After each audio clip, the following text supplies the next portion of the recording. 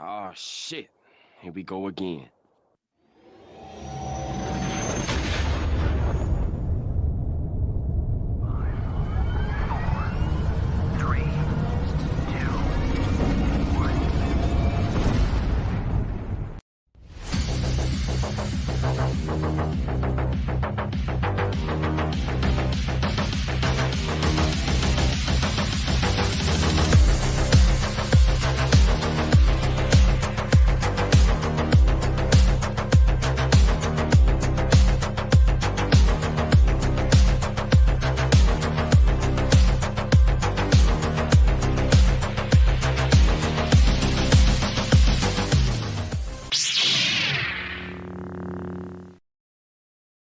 Hello and welcome out to this week's episode of the Gamers Council. I am your host, WebDave, David Anthony. Used to be the fat guy in the chair.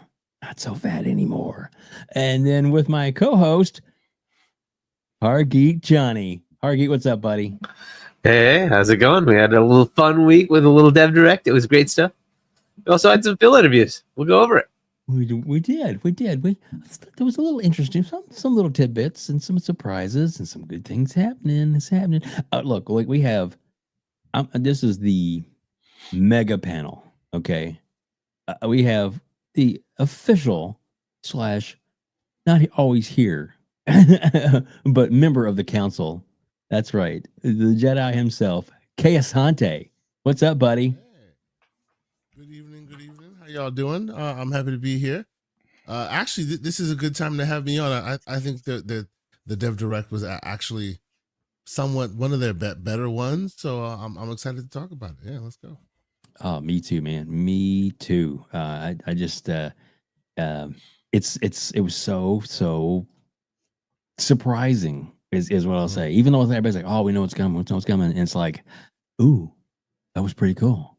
Oh, I love it. And then we have the legend himself. Doesn't believe that, but I think it's true. Dirt Griggity. Dirt, buddy, how you doing, man? Hey, what's up, man? Thanks for the invite, man. You're welcome. Well, thanks for accepting it. And hopefully after what I played for you, you'll be back. Yeah. I'll think about it. Oh, now dirt. As your buddy Sean would say. Isn't that right? What do you say? He'd be, That's right. He's always here in spirit. You know that, right? Yep. Exactly. And then, of course, we have Mr. Fun Speculation, which we got some things to speculate about tonight. Mav, what is up, buddy? How you doing? Oh, doing good, man. It's been a fun week. Lots of Xbox news. Dev Direct was awesome. So, it's a good time to be here. I was telling Dave before you guys got in the green room, it's been a while since I've been in a podcast with Asante. So it's good to be here with you, Asante. Dirt, indeed. It's been a minute. Yeah. Dirt saw you. Was it last week? I think. Yeah, I think so. Leading into the Dev Direct and stuff. So, we had a lot of speculation about what could be there, and now we know, right? Hargeet, Right. It's always cool to hang out with you, and Dave, thanks for the invite, man. It's a blast. Well, you're so welcome. Like I said, this is the mega panel tonight, man. I don't think it gets much better than this. Dirt, do you happen to have your, I guess your trick of the trade, your toolbox of, so you can do your Tim Dog impersonation? Oh yeah, there's always here. But hey, man, he's back on Xbox side now. So what's I know. What was that? What was all that about? He's neutral. We have a couple super chats. And they're from Adidas 20. I'm gonna have Hargeet read the first one, but the second one is actually he asked me specifically if you would read it in your Tim Dog voice, as it were. So I said, well, I'll see what I can do. We tried to please the audience, right, Dirt? Yeah. All right, Hargeet, there's your first one. All right. Adidas 20, $5. Salute to the great cast today. Heading to work for some overtime. I will catch the replay later. Hargeet, send the great people Sunday olives. Well, let's get some olives. We'll do this one today. There's some olives in the background. There you go. There you go. All right, Dirt. This is for you, and it's a clean one. Hey man, come on, man. Oh shit. Adidas, man. Now you know, my characters are exclusive to WBG and TTS, man. Fair enough. Like maybe being timed exclusive, but come on, man. You want Hargeet to read it? Yeah, I keep reading. Go for it. And all right. I gotta be in the Adidas mood. 20, $2. Dirt. Yes. Put this is according to Adidas. Put Adidas says on the phone. Okay. That's because your Let's see what- sket, man. Your sket was hilarious. Hello. Put first person on the phone, bitch.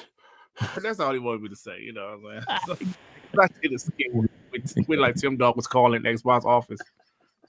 Exactly. Dude, that Oh, my last video goodness. you did was hilarious, man. You did some really good stuff, man. Some really Thank good you, man. I stuff. appreciate I it. tell you. I try to be creative, man. And But since he's a neutral, yes. maybe I should do a skit of him calling PlayStation offices and say he quit. That would be good. That would be good. Or maybe him begging Sony to put games on Xbox Or something, yeah. Shit like that would be hilarious. Hilarious. All right, and before we got so many great topics. Welcome, we got over 105 people here already. Welcome out, everybody. Guys, we got like 16 people watching on X. We have 80 or 90 now people watching on YouTube, and 0 people. 92 people watching on numbers keep going up. We have 0 people watching on Twitch, but that's okay because they'll probably jump on a little later. You never know. So one thing I do want to check on before we got people building in, coming in stuff. So I know that I know Dirt, you have a merchandise channel, and I know that Mav, you sell merchandise as well, right? Because I've seen like your shirt stuff. I got to order one of yours. Kay, do you have merchandise yet? Not quite yet. I have Soon, some though? exclusive things, but not quite available for purchase just yet. Yes.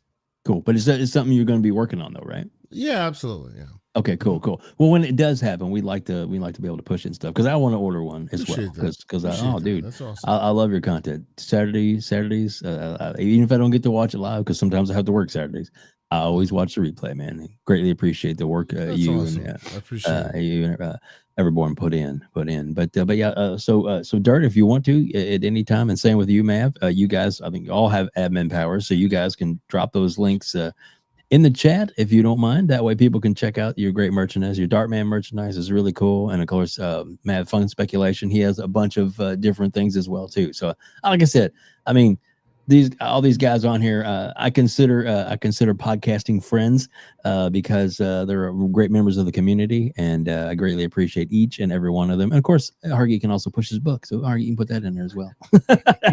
Because you do have it when you order a book, you can have the option to get like shirts and coffee cups and stuff like that. So yeah, so definitely throw that in there as well. Guys, welcome out to the show, everybody. We really appreciate y'all being here. The first thing we're gonna go around to, we're gonna cut right in to. And that I thought this was pretty interesting. And this it dropped a little bit ago, but I really didn't know anything about this until I was just reading before the show, and I was like, "Whoa, what is this?" So apparently, there's a lot of talk with TikTok going on right now. It's like people are like, "Yeah, it's banned, it's not banned," and what do they want to do? President still wants somebody else to buy it to make it an American subsidiary, and one of the big players, and I mean big players, is our friends from Microsoft. They are interested in buying TikTok. So I guess we'll start in the top there. We'll start with you, if you don't mind, Asante. What are your thoughts on this? And do you think it's something that should happen or could happen? Could it happen? Absolutely. Should it happen? That's a question for someone else, I guess, because I try and have successfully been able to avoid TikTok. My wife is a huge TikToker. Lots of TikTokers in my family around me, but I have successfully been able to keep that app off of my phone. So at least that part I'm successful on, and I'm other social networks not so much. But so the conversation about its advocacy or its usefulness, that's a different conversation. But by and large, will it happen if Microsoft is specifically interested and Now you see why maybe some people started kissing some rings when certain folks became president, stuff like that. So I'm not surprised that this is happening, that this is a potential that could happen. What does this mean for them? It means they have all of your data now, like all of your data, right? Like all of your data, like every single piece of your data, which, has been a thing that people have been very much concerned about. So yeah, it's interesting times. Will this mean anything good for gamers? Probably not.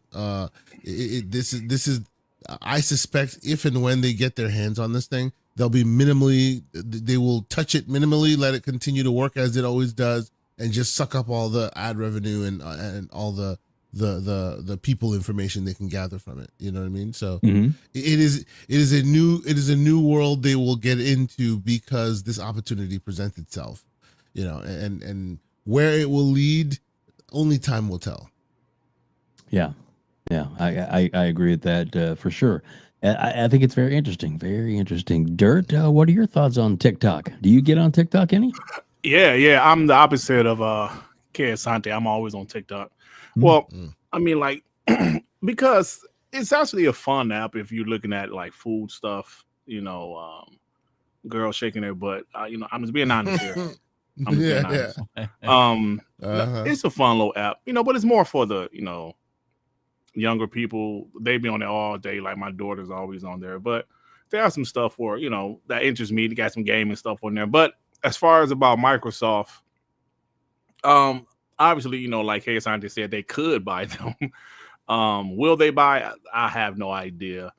Me, from a gamer's standpoint, I don't believe it's going to affect us, or maybe it will. Hell, maybe that's another big expense that will affect the gaming part of Microsoft, like the ABK did. But of course, that was all gaming. So I mean, it's one of them things it's cool if they do it. It doesn't matter to me either way. But that's just kind of how I feel about that. Just kind of like, yeah, it's cool, but will it affect gaming? I don't want it to be a situation where it affects gaming, like, less investing in gaming. Right. But that's the only thing that I got to say about it. Does anybody know can you stream like videos to TikTok? I mean, yeah, I see guys stream all the time, stream games. I follow like a few gaming channels, guys that stream NBA 2K and some other like Call of Duty. Yeah. Yeah. So people do it all the time. Yep. So like this right now, we're streaming on X, we're streaming on YouTube, and on Twitch. So someday there's a possibility that if Microsoft did it, I mean, would any of you, Mav, we'll get to your points, but even you, Mav, or would any of you consider streaming your content? Let me say that I haven't. Well, you can go live on TikTok like the same way you can go live on Twitter or Instagram or any of that other stuff. But of course, it's in the vertical. It's like in the vertical. The aspect ratio. Yeah. I could think. I was drawing a blank of what you call it. Thank you. But yeah, I can see that happening. I haven't really seen many podcasts, but I'm assuming people do like stream podcasts live. But as far as the gaming stuff, yeah, I've seen a bunch of, like, I see a lot of people stream GTA 5. They have a whole community on TikTok of GTA 5 stuff, bro. Like a whole community. Wow. I'm talking about serious stuff. Gaming stuff of GTA 5 on TikTok, where it's a community. People know each other. People are dating in the game, and they might be dating in real life. I saw this guy ask like a girl to marry him in GTA 5, and I believe they're dating in real life. I have no idea, but it's like a serious thing, bro. Wow. And it's kind of fun, to be honest with you. Yeah. No, I mean, I get it. No, real quick. This is a really great that you bring this up, because I hadn't thought of it that way. But that is an interesting beam replacement, right? It could potentially be an interesting, if they wanted it to be, it could be a replacement to their social network, because it is a pretty big social network. And it's already established, with right? a lot of with a lot of Already eyeballs established. already. Yeah, That is, you're very much onto something on that one, for sure. Yeah. absolutely, man. I didn't think of it that way either. But when Web, they asked me about the gaming aspect of it, yeah, there's a lot of gaming stuff on there, bro. So yeah, that could be that's cool. Mav, what are your thoughts about this?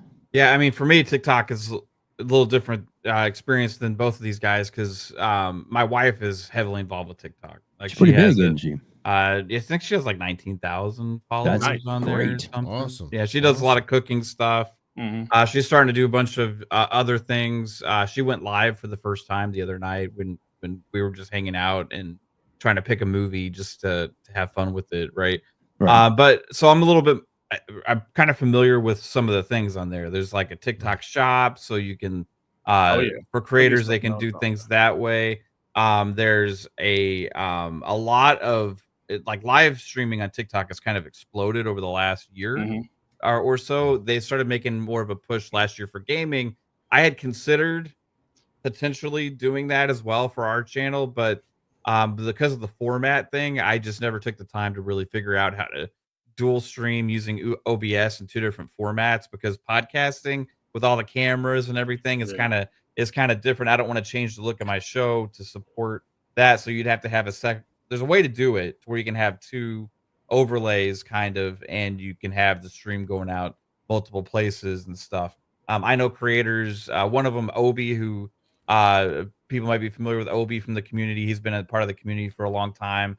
He started doing a lot of TikTok stuff with gaming and live streams and stuff like that, and he really loves it. Another guy that you may be familiar with in the community, N64 Josh.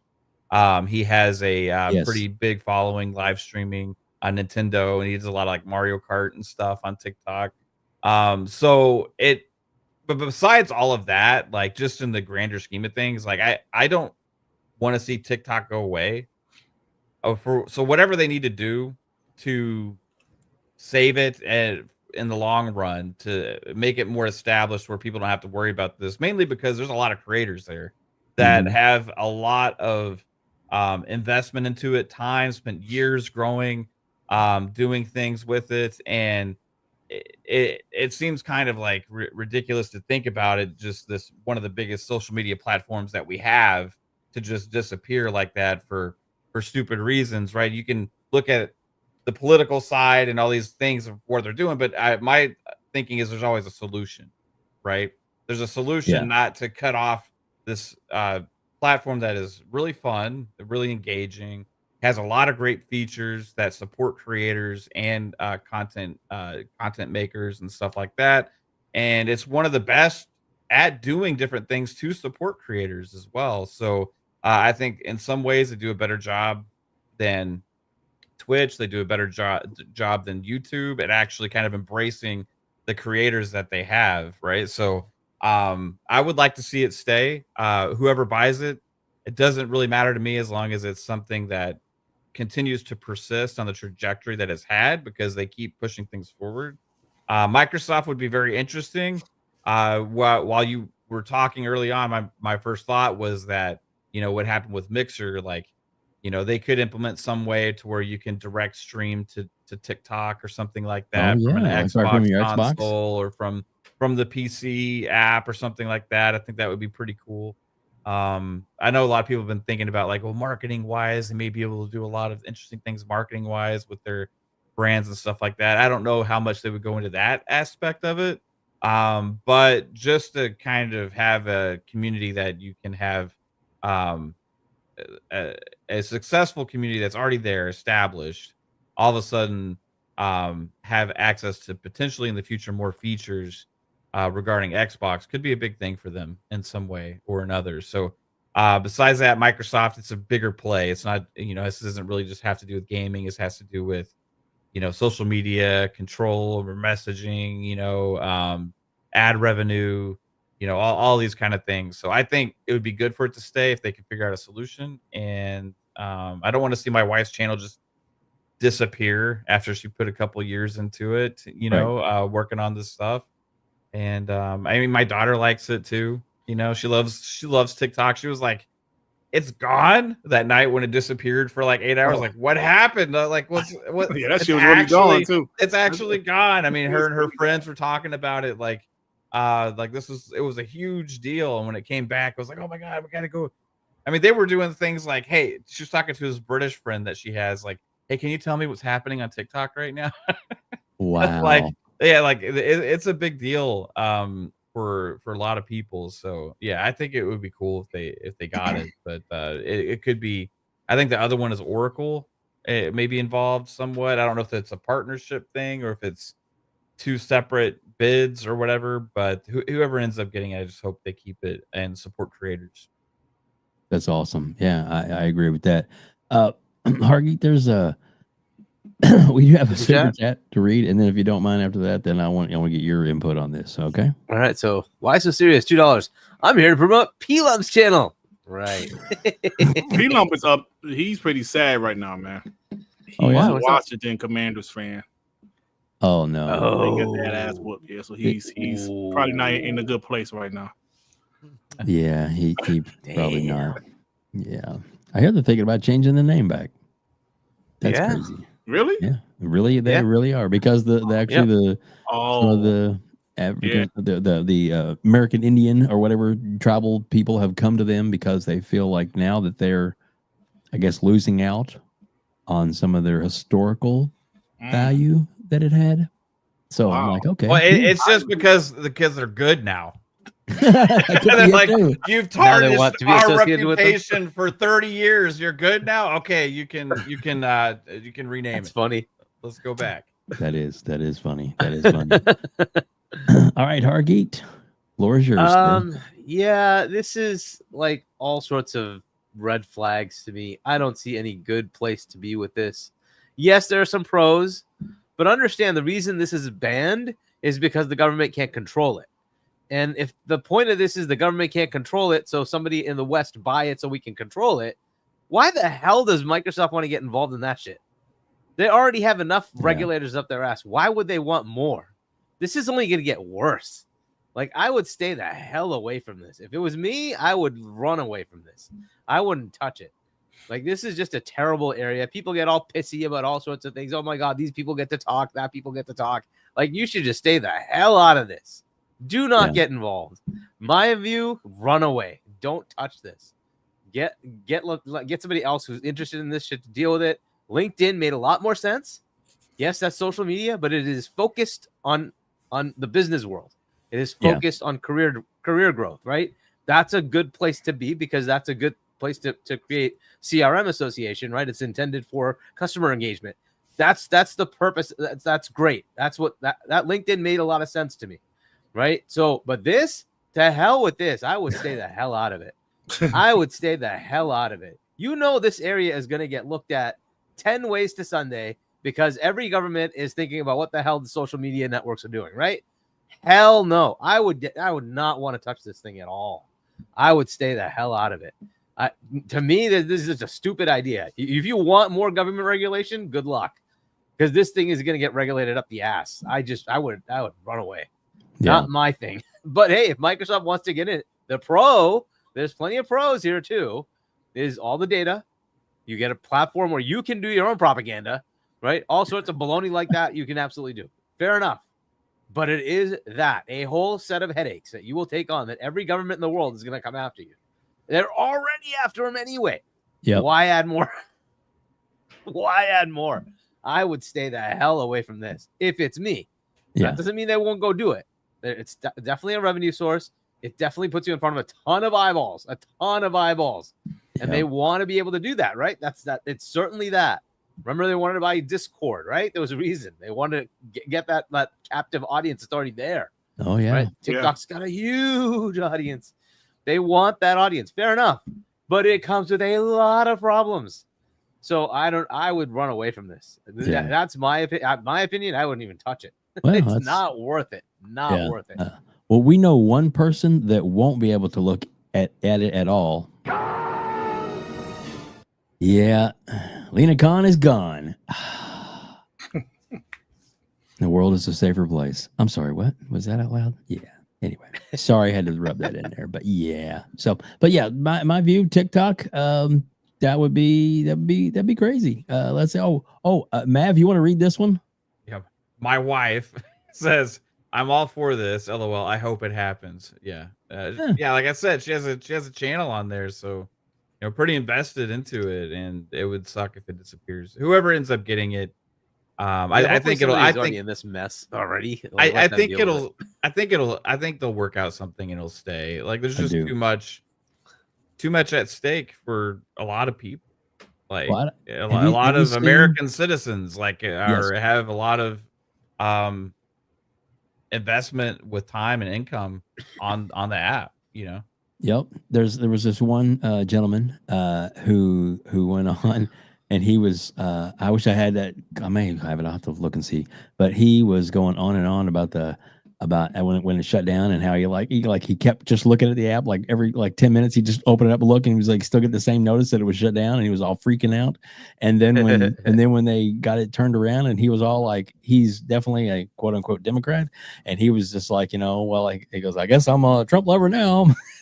And even if that's not really the quote unquote case, but since he gave it the reprieve, the turned it back on kind of thing, that really makes the Republican Party look really good in the eyes. Even though of a they lot were of young totally people. for blocking it along with it. This was bipartisan. I Correct. just want to be No, clear no, about you're it. right. Bipartisan, No, both you're sides right. want it gone You're because they right. can't control it. Right. Right. So this, for instance, yeah, I agree. They'll be happy to let anybody buy it. It's the shit that happens afterwards that I'm worried about. Yep. The freaking Congress actually made a freaking law about one company. That very rarely happens. Okay, when it happens, you want to pay attention. Why? Yeah, exactly. And the thing is, like Caitlin was saying, it has changed a lot of people's lives. I agree 100%, and I think that this would be, look, Microsoft. That's just one of the possibilities. Microsoft doesn't have to buy it. Somebody's going to buy it. Somebody is going to. There was that one guy from Shark Tank. I can't think of his name. Save my life, but he's already offered like Kevin O'Leary? Is that 20 the guy? billion. Yeah, that's him. That's Kevin him. O'Leary? He's already offered like $20 billion to buy it outright. So, we'll see what happens, and as to what's going to happen. But anyway, I just thought it was one other thing to add just about TikTok in general. Yes. Just comparing it to other social media platforms that are for creators, right? It has, out of all of them, it has the best chance for a new creator for discoverability. Yes. Right? Like discoverability for new creators doesn't matter if you have a big channel, doesn't matter if it's your first video, doesn't matter anything. You have a chance to create something if you make something good that will pop on TikTok, right? So if you're looking to create content, it's just a shame one that does that aspect so well comparatively to YouTube and Twitch. Like you said, Dave, like how many podcasts do we see take off on Twitch, right? Like we all may stream to Twitch all the time too, as well as YouTube or whatever, but there's nobody ever watches on Twitch. People just watch crazy stuff, people in hot tubs or games, right? On YouTube, we already know there's this algorithm that you're always trying to figure out and fight and what's the magic code, right? For hashtags and tags and all these other kind of things, right? My daughter made a South Park edit on TikTok like 2 years ago, and on a new channel. She was like, okay, just randomly because she just likes making fun videos and stuff. She made a South Park edit, brand new thing. It got 3 million views. 3 million views on a funny little South Park video, right? And it's just that kind of thing doesn't really happen too much on the other platforms. So I don't know what they do differently to make that kind of thing happen. But man, they're doing so many things better than some of the others, when it comes to some of that stuff. Like I said, I don't care if it's Microsoft or whoever, but I would like to see it stay and then figure the data stuff out and all that kind of stuff.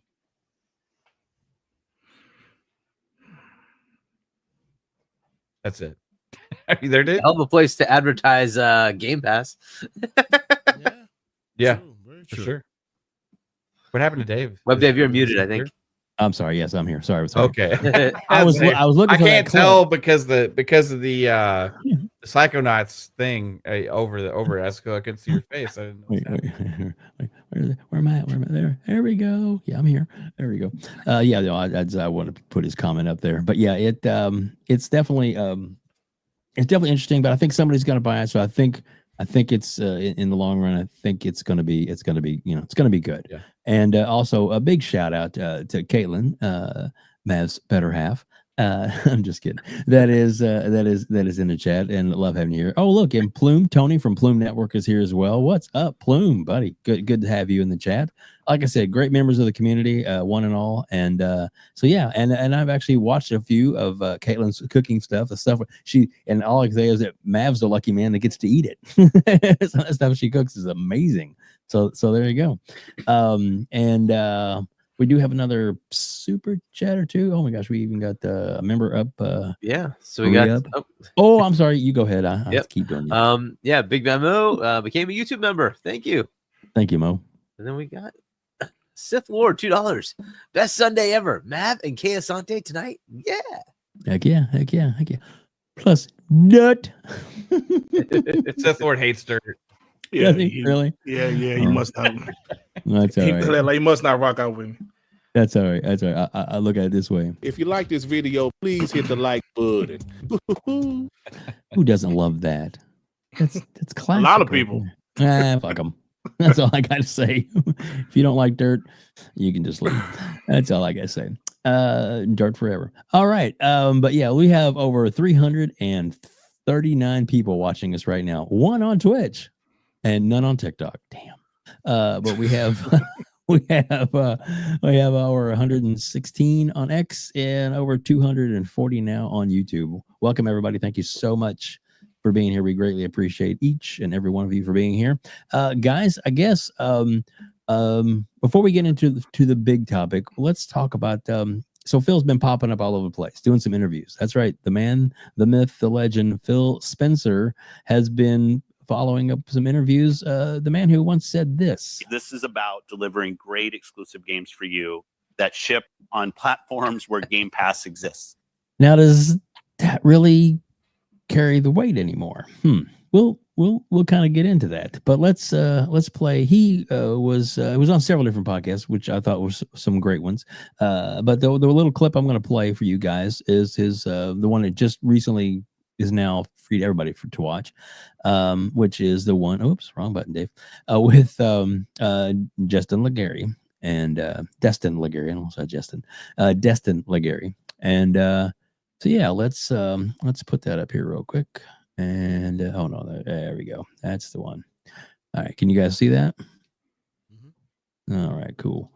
Crank it up, full screen, and here we go.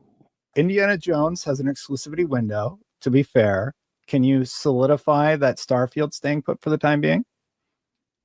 Ooh, the look on his face. No, I'm not. There's no specific game that I would. This kind of goes back to my red line answer. Mm-hmm. Like, there's no reason for me to put a ring fence around any game and say this game will not go to a place that it would find players, where it would have business success for us.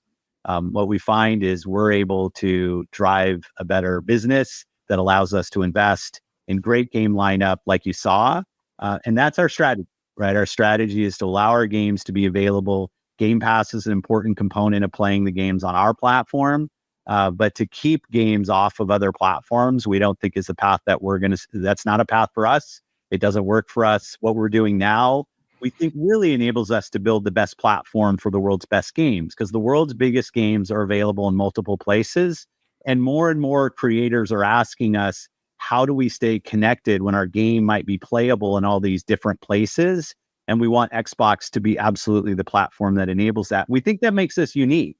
Most of the other platforms out there are single platform on single device, whether that's PC, whether it's mobile, whether it's a console. And we want Xbox to be a platform that enables creators across any screen that people want to play on. I hear you. That makes absolutely perfect sense to me. I do think that some fans are a little concerned about, how should I say it? Xbox losing its identity, maybe? What would you say to address those concerns from longtime fans? Well, one, I hear them, right? I'm pretty active in our player base, and I'm active in the community. I listen. I think our identity will continue to evolve, which it frankly always has.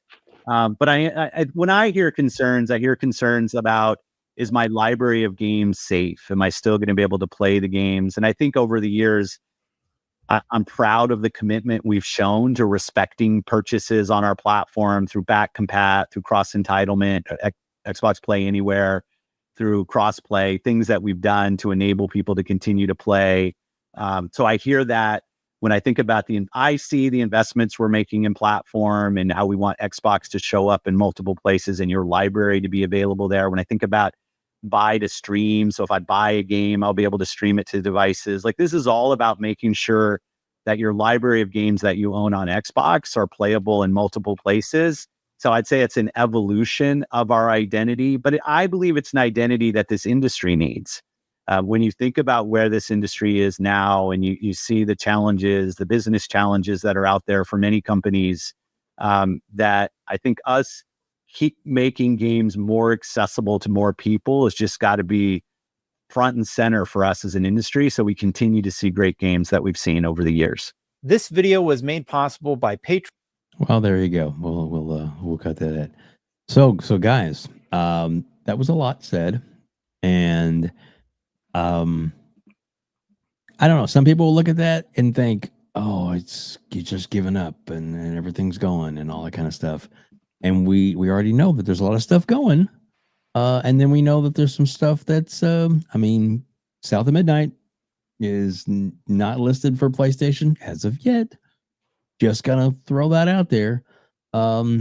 So let's go. Oh, Hargit, we're going to go with you first. We're going to go in reverse order this time. All right. So before we even start, though, we just got a whole bunch of gifted members.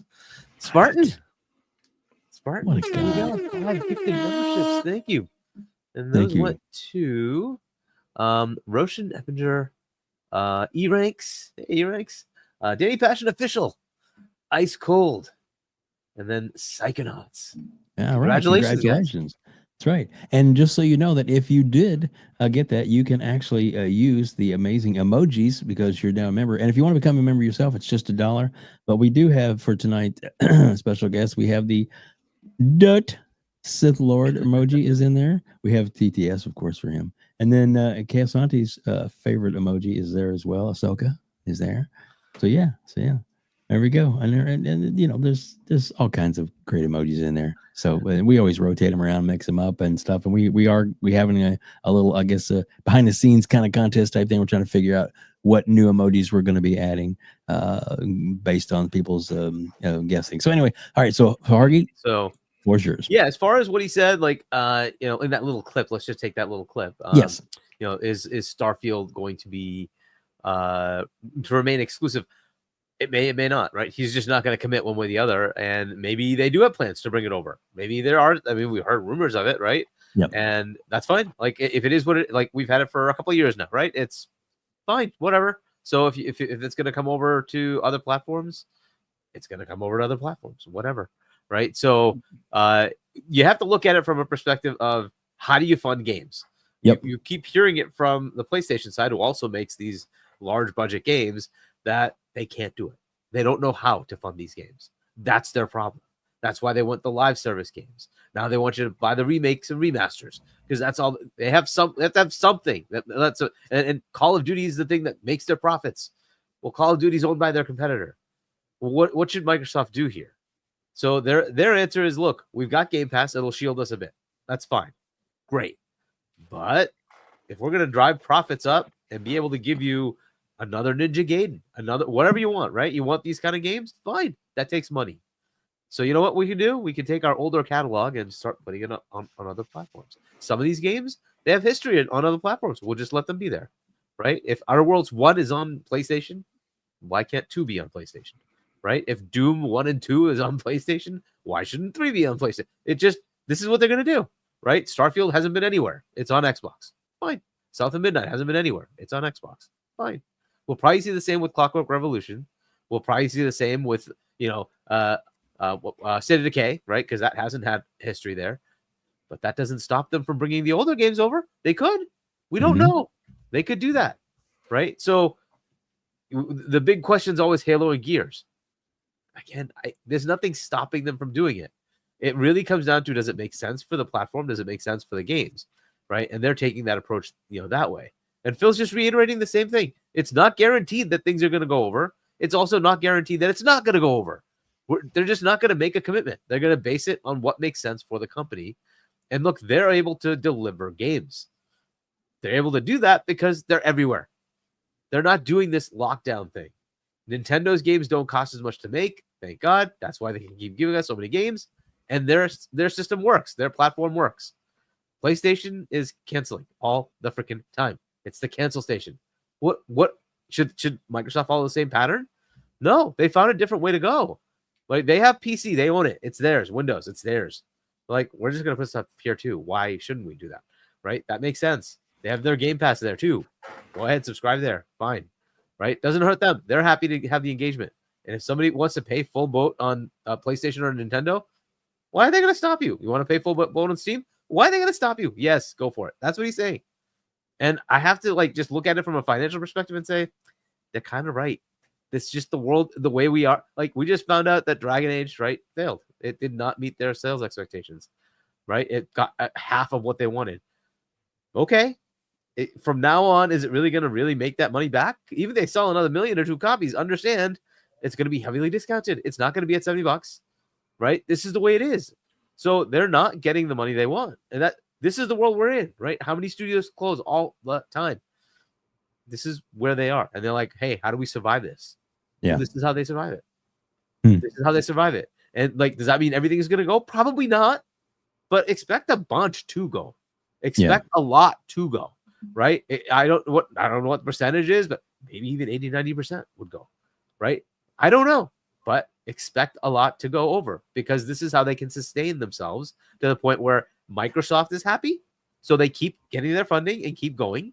And then they can continue to give us games and give us dev directs that are 10 out of 10s, right? Continue to just surprise us with a freaking Ninja Gaiden being announced in a dev direct. But that's what you're getting now. That's what we're getting. So for me, that I understand the path. Ultimately, we as gamers, we just keep winning because we just get games. So what's the downside here? We just get games. The only issue is what he pointed out. Will the platform suffer because there are people who are too emotionally attached to say, no, I need that console war because I need to have my ecosystem be better than somebody else's? Well, I'm sorry, that's an interesting world, but buying a Chevy does not denote the end of Ford. Buying a Toyota does not denote the end of Honda. Sorry, you can buy both. You can buy one or the other, and the other can live. That's the world that exists out there, right? It's a market. You can be a part of the market, and Microsoft just wants to extract its value out of that market. That's it. They're looking to make their billions. That's it, and they're doing it. So what's the in their world, you want to be a part of those massive games, the ones that are tent poles that just keep making money. And they have several of them. And don't be surprised if they go buy another one, right? That's what they're going to target. Like if you already have Call of Duty, you already have Minecraft, to some level, Overwatch, some of those other games that just generate revenue, right? Candy Crush just generates revenue. Why wouldn't they go up by the next one, right? It's working. It's working. Call of Duty bumped up their Game Pass subs, right? That worked there, but they're continuing to just generate revenue constantly, right? And then you get another big game, whichever one, whatever big one you want to look at. That's what they would look at, right? It just constantly generates revenue because people just keep buying that same game. They keep playing that same game, and it just keeps printing money. That's the kind of thing they want to have. And then they're like, fine, we'll have a platform. We'll give you platform games. We'll give you even some exclusives. Fine, that'll be there. But we're going to make money off of this. That's what they want to do. And it kind of seems pretty cool to me. He did also confirm something, that your Xbox games will be available elsewhere, not just on Xbox. That's kind of an interesting hint, isn't it? It is. So just keep that in mind. There might be some fun things coming. Oh, sounds like Hargeet has heard some things. Just saying. Rumors and speculation. Hargeet, do you mind reading what Paris said real quick, and then we'll get a couple super chats? Paris. All games will be on all platforms as dev studio resources allow. Yeah, I mean, I would love that. I don't see the point of having the limitations anymore, but some people are going to be very hesitant. Nintendo, I think, is going to be the last one to do it, but I think like others just don't care, right? They would rather just put their games everywhere. Gamer by choice, $2. Phil Dominus matches Spencer for King. Yes, Phil Dominus. J-Mac, hashtag Graybeards in the building. Salute chat. Great to see everyone. Yeah. There you go. Sir Riffs a lot, $2. Games everywhere, so I'm not forced to buy remakes. Yeah, I mean, look, if the remake makes sense, right? If they remade something that's so old, like Morrowind, for instance, I would love that to be remade. They're potentially making Oblivion again, but like Morrowind it's a very old interface. I think it would be very cool to have that be remade to bring it to a modern interface style. But hey, whatever. Paris, I'm speaking about Xbox specifically, not what PS or Nintendo will do. Yeah. I think PS will hold out a little bit, but look, they're already doing PC. Nintendo is if they start bumping their costs up to make their games look more visually equivalent to some of the other games out there, they're probably going to have to do the same thing to get that money back. So we will see. We will see what they do. There you go. One more quick super chat, and then we're going to start with MAV. Yeah. Sucker free 2665, $2. PS5 will sell more than ever with Xbox games. Okay. Yeah, maybe. And that's fine because who's making more money? Just saying. Because yes, some people are keen, all the console sales, when you're making $1 per console sales, really not something to brag about too much. No, I want them to keep buying. You know why? Every time they buy at full price, we get more Game Pass. You get more Game Pass. We play. You enjoy paying. You enjoy playing. You pay all you want. You pay all you want. I, in fact, would implore you, go ahead and spend more money than you need to. $70. Pshaw. Hey, $500. You should pay $500 per game. Why not? You love paying. Yeah. What was it? What was it? Joey said. Cody's pay on your show. The comment. Do you remember? You pay, we press play, something like that. That's it. Yeah. You pay, we press play. That was hilarious. I love that. All right, Mav. So what are your thoughts on what Phil had to say? Oh man, there's a lot. So you can go on the one side, you have the 2024 was like this transition, right? Where you see the messaging change. So if you go pre-2024, you have the comments like, we're not a third-party publisher. You have the comments like, we're acquire these studios to put their games in places where Game Pass exists, and those kind of things, right? Toting what their identity and what they were doing at the time. What we have to learn is, Phil will speak to whatever the current vision is, because if they are change direction, they are doing something different, you can't go in halfway. You got to go in all the way.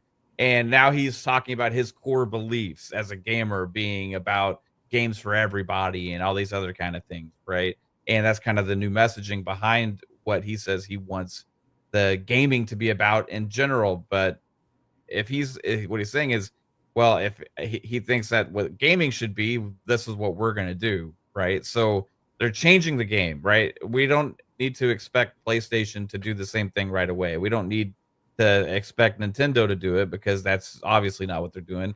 A lot of it comes with capabilities, right? As well, like PlayStation doesn't have the capability to do everything that Xbox is doing with getting games all these different places on all these different screens and all these different devices day and date. They don't have the capability sometimes to even get day and date ports to PC, because they have to have another studio do them down the road a lot of times, right? So I think ultimately when we look at it, we see the capability that Microsoft has. They're kind of using that to their advantage. They've realized the ceiling that they're going to hit on consoles, even if they obtain more because of exclusivity and all these other kind of things. It's still not going to be where they want to get to, and it's not going to service the games of all these studios and acquisitions that they've made.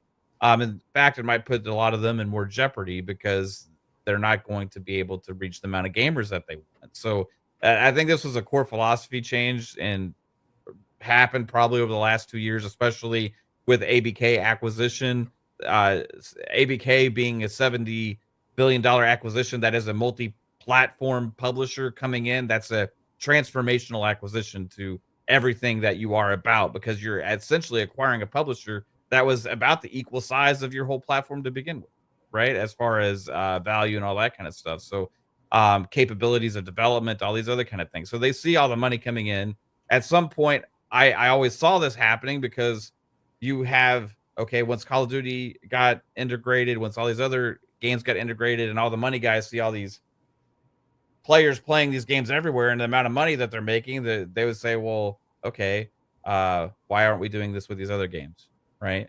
And it just seemed kind of like logical solution down the road. I didn't expect it to happen this fast, but I think once ABK got finalized, they just said, okay, screw it, we're hitting accelerator, we're just going to go ahead and do this whole damn thing, right?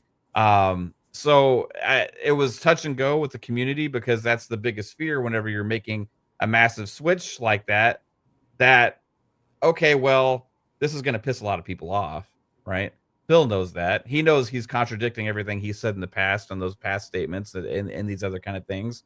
So there's really nothing you can do about it, other than this is what we're doing now, and this is what we believe in, and this is going to be the direction of Xbox. So that's what they're doing. And will we see more games go? Absolutely. We're going to see most games probably go other places. And maybe there will be the odd exceptions here and there where, like Paris had said in the chat, the capability of the developer, or the just like most of PlayStation Studios, just not there to be able to get a day and date to other places, right? And those may happen later. Like South of Midnight, you mentioned, may happen later. Who knows? Maybe not. Maybe they won't find that it's worth it. Maybe they think it's better as an exclusive for a longer period of time. You never know, man. But I think as gamers, we shouldn't really care, because all of this, at the end of the day, like to my core belief as a gamer, also, like Phil was saying a lot of the things that I've said in the past, that if I were to live in a dream world, right, I would have no exclusives anywhere, and I would just buy the platform, the box, or the device that's giving me the best value and treating me the best as a customer, right? That's giving me the best games, giving me the best value in the ecosystem, giving me the most options, giving me the most access, right? And I strongly believe in that. Now, PlayStation's not going to do it right away, and Nintendo can't, right? So the vision as a whole for the future of gaming is going to be still a transitional thing. But why, if somebody is going to take the leap and actually do this, what in my mind is the best thing for everybody, why not it be my favorite platform that actually has all these games that I care about the most? And if I can play them on PC, and I can play them on the Xbox console, I can play them on a phone, I can play them wherever I am, that's better for me as a customer, right? Now, to make all this happen, yeah, maybe somebody on a PlayStation may have the option to be able to buy that game too. Sure, go ahead. It's not hurting me at all. I don't care, right? If somebody buys Starfield next year on PlayStation, or this year, say it happens and it launches, is it ruining my experience on Starfield all of a sudden? Like, is it less special to me? I'm already playing it on PC, Xbox, and all these places via Game Pass, right? I'm getting the better deal. I'm getting the better value. I'm getting the better access, the things that make the ecosystem better, in my opinion, right? So if somebody else wants to buy it, guess what they did? They helped the chances that I get more content and Starfield 2. And they may help me get the next game that Todd Howard has a dream to create, or whoever. And I'll get those games in Game Pass, day and date. I'll get them with cross entitlement on my PC, on my console, on my phone, and or all these other places, anywhere I want to play the game. That's something that I think, what I hope happens, is people start appreciating those things, those aspects about the value proposition that Xbox is giving us as consumers and gamers, that add value to every single purchase we make. And that if you're a Game Pass subscriber, you already have a huge pipeline of games to look forward to. I hope that consumers of the other ecosystems and other platforms and other publishers start saying, well, why aren't you treating me this way? Why aren't you giving me these options? Why aren't you giving me this access? because Microsoft did it. You know, we have all these games, and I get the best deal over there. So why can't you do that for me as well? So that's what I hope happens. I hope more publishers also take advantage of Xbox Anywhere, because it's like the best thing in gaming. Phil mentioned in the interview also that he made a point to want to include that at the beginning of the Dev Direct, which I noticed during the Dev Direct, it was on the screen. You know, it was like all the titles will be in Game Pass day one, and then another screen popped up. All these titles will support Xbox Play Anywhere with entitlement on the console, the PC, and the cloud. And I'm like, thank you for actually spreading that message, because that's the differentiator for the hardware and for the brand and the ecosystem that nobody else is doing. So you have to keep pushing that. I would add it to the end of every single game announcement as well, because you have to drive that home. If I buy the game here or subscribe to Game Pass, I'm getting a better deal than the other people are because I play and choose Xbox. That's an important thing, but it's also important for us in our libraries. Even more about Xbox brand, the Xbox identity, all this other kind of stuff. Just generally as a consumer, as somebody who buys a game or plays a game, that's a win for you. And that should be an inarguable win for anybody who decides that's the way they want to play the game. So they need to keep driving that home. I like that he said he made an emphasis on that. Mhm. So keep doing that. Keep making every game that you do invest in, all these other kind of things, do deals with. Try and make sure that they do Xbox Play Anywhere, because that's one of the best features in gaming, bar none. I also think with the Dev Direct, and we saw Phil talking about the deals that they're making. I think with Ninja Gaiden 4, we're seeing the future of the potential of what can happen, right? Because it's published by Microsoft, right? They're investing in this, but it's going multi-plat. But as the consumers, for us as gamers, we get the advantages, all those things that they talked about with all those features. Other people can still buy the game. It's doing gangbusters on Steam, selling well on PlayStation probably as well. Xbox gamers get it in Game Pass, where they can buy it as well. And it doesn't hurt anybody. It helps the game. It helps the franchise have a chance to even have a Ninja Gaiden 5, and we still win. I didn't see too many people complaining at the end of that we finally got Ninja Gaiden back, but it sucks because it's also on PlayStation. But Xbox and Phil made that happen. He made that happen by visiting Japan, doing these deals, negotiating, and ended up making this deal happen to where we get a resurrection of a classic franchise. Yes. And maybe it's only possible because they know that they can service this game to so many more gamers than just the Xbox game, right? So I'm not going to argue against that. I can't. Xbox is way bigger than all of this now. And that's what people got wrong last year. When everybody was dooming and glooming about this potential future, about Xbox getting, they're losing their identity. They're going to, sell less hardware. All these other kind of things will be smaller. No, they're bigger. They get it wrong. They're bigger. They're beyond that now. They're doing everything. They're selling hardware, and they're a multi-platform publisher, and they're also have the most successful games as service games out of any platform holder, and they're doing single-player games. The Dev Direct had all single-player games, guys. Big ones. Yep. It's crazy everything that they're doing, and they still get all this crap for whatever this and that. Ultimately, focus on you and what you're getting. Man, there's no better outlook, there's no better game, no better pipeline of games, no better deal than you're getting. And I think Phil knows that, because I think behind the scenes, even though everything is going on with some of the noise, he looked pretty confident. Oh yeah, I agree with that 100%. So we got over 500 people watching this now on X and YouTube, and even one on Twitch. All right, but still nobody on TikTok. Oh damn. Anyway, that's okay. But Mav, thank you. Great points, man. Absolutely great points. And I know Dirt is chomping at the bit. We're gonna let him go. We got a couple of super chats real quick, and member chats real quick. Knock those out. Yeah, we have a bunch, huh? Yeah, a few, and actually a couple of other comments that I started as well that I want to pull up on the screen. But I do want to say this will probably be, or just imagine.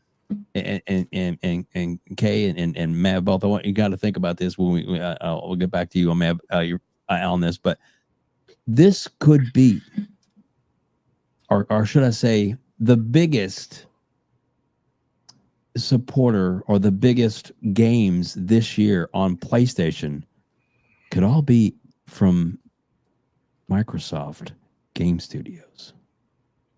Let that sink in. Let that sink in. That the biggest, although they got a lot of consoles, yeah, that's a lot of chances for Microsoft to make a lot more money. Just saying. Here we go, Hargeet. All right. So Rift's Law, $2. I don't want the remaster PlayStation roadmap. Yeah, I mean, they are right, like totally just bringing back games that are a few years old, and you're like, come on. Illegal Dad, Eternal Strands released tomorrow on Game Pass. Is it tomorrow, Tuesday? I don't know. It's coming in the next couple of days. And then at the end of the week, by the way, Sniper Elite. So yes, that's coming as well. Fillmore Pockets, how much money is Sony leaving on the table by not porting Spider-Man 1 to Switch 2? A ton. PlayStation can't afford to ignore any gamer. Yeah, it's a fact. I don't, yes, it's more challenging, certainly to take games from current gen to the old Switch, but there's plenty of PS4 games that'll work. You can do the work to make it work on a Switch, and 150 million consoles. Come on, anything, just small amounts, 1 million, 2 million sales. That's a lot of money to just leave on the table, especially for like Sackboy or something like that. Why the hell not? Like, I don't know why they wouldn't, but hey, whatever. Ron G2665, $2. Nobody gonna have a problem paying GTA 6 $100. Yeah, you look, we're all suckers for that one. That game, they're gonna extract their money. That's the way it is. G2665, $2. Game Pass, great, but it's not helping Xbox sales. Is it or is it not? Who knows? And we don't know where it actually is, right? Like, a lot of people are still on the old Xbox One because most of the games have been cross-gen. So their customer base is, as according to Phil, the largest it's ever been on console. So I don't know what that means, right? So we will see what that means long term. But let's let it play out. Abdel, member for 6 months. Thanks, bud. Next Xbox confirmed 2026 to 2033. Yes, that's kind of there. That was another snippet in that interview. Nobody knows if consoles in general are still a thing in 2034 and 2040. Yeah, we don't know. Yeah, talk that shit. Dirt, Hargeet, Goat, Asante. Go ahead and read that one, Asante. You see the rest of that? He says, "Alles goed, hoe gaat het? How you doing? How's everything?" Yes, that's right. Very nice. Very nice. Gamer by choice, $10. I think PlayStation fears going third party because if they did put their games on other platforms, would people stop buying their hardware and using their store to play games? If I were Sony, I would worry. Look, there is some potential there, but understand their brand is pretty well recognized worldwide. It is very, very big. It would take a lot for them to really make a mess out of that. Even with the 360, they still were dominant worldwide. They just weren't dominant in the US. So I don't know that that's going to immediately switch. No pun intended. But yes, they can be a little bit concerned. I think it's much more interesting if it becomes more third party. Right, if Microsoft says, here's the Xbox OS, any vendor, and they could all just make Xbox consoles, that becomes a lot bigger of a market to compete against. It's going to be a little bit more challenging then, right? So especially if they really have messed up their first party and all they have is third-party AA lockdowns, yeah, that's not going to be good. The enthusiasm gap is going to be a problem for them. So they're going to have to bring something, especially Nintendo's going to have something, obviously, right? They're going to be bringing their game lineup this April. They're going to tell us what's coming up for the Switch 2. So that's going to generate some enthusiasm there. The Pro just did not generate a lot of enthusiasm. It just didn't because it didn't have any content for it, right? So this is kind of where they are. Our Dev Direct has been a smash hit. A Dev Direct for the Xbox has been a smash hit. That's not even the June showcase. We still have that to come, right? So that's just the world they're in now, right? So either way, Ron G265 $2. I hope everything go PC. 5090 looks insane. You don't need a 5090, but yes, 5090 does look insane. You can get a 5070, 5080. You can get a 4070, 4080. Those are very, very good cards. You should be fine with any of those. You don't have to go crazy. You can also go to the AMD equivalents. There's a lot of good AMD hardware out there too. You don't need to get to 5090 or 4090. Those are very expensive. They're really enthusiast cards. You don't need to go there. A 4080 Super is insanely good right now. Really insanely good. A 5080 would be awesome. 5070 would be awesome. If you're looking for a budget, go for a budget. I gotta pull this up. Dirt, we're gonna go to you, but what is this? Dirt is a corporate sellout. Oh my goodness. Hey, I don't know who this is, but look, hey, I'm a mod on WEBDAVE Channel. I didn't know if you knew that or not. Piece of shit. You do whatever you need to, Dirt. You can time him out. You can kick him out. Who are you? Who am you? Fuck out of here. I love it. All right, Dirt, we got to get your thoughts, man. What do you think about what Phil said? Well, I mean, listen. We've literally been talking about this for a year, right? Ever since everything jumped off late January 2024, here we are. I think everything is pretty obvious at this point. We know what the industry is going through. People think it's just Xbox. Yes, Xbox has the most studios. They've invested the most money out of all of the publishers in the last couple of years. So they might be the ones leading the charge as far as what's happening with the industry. We talk about it all the time. I talk about it all the time. Even a big publisher like Square Enix that had a great relationship with PlayStation, they said, no, enough is enough. We can't do the one console thing anymore. It's not beneficial to our brand, to our IPs. We can't do it anymore.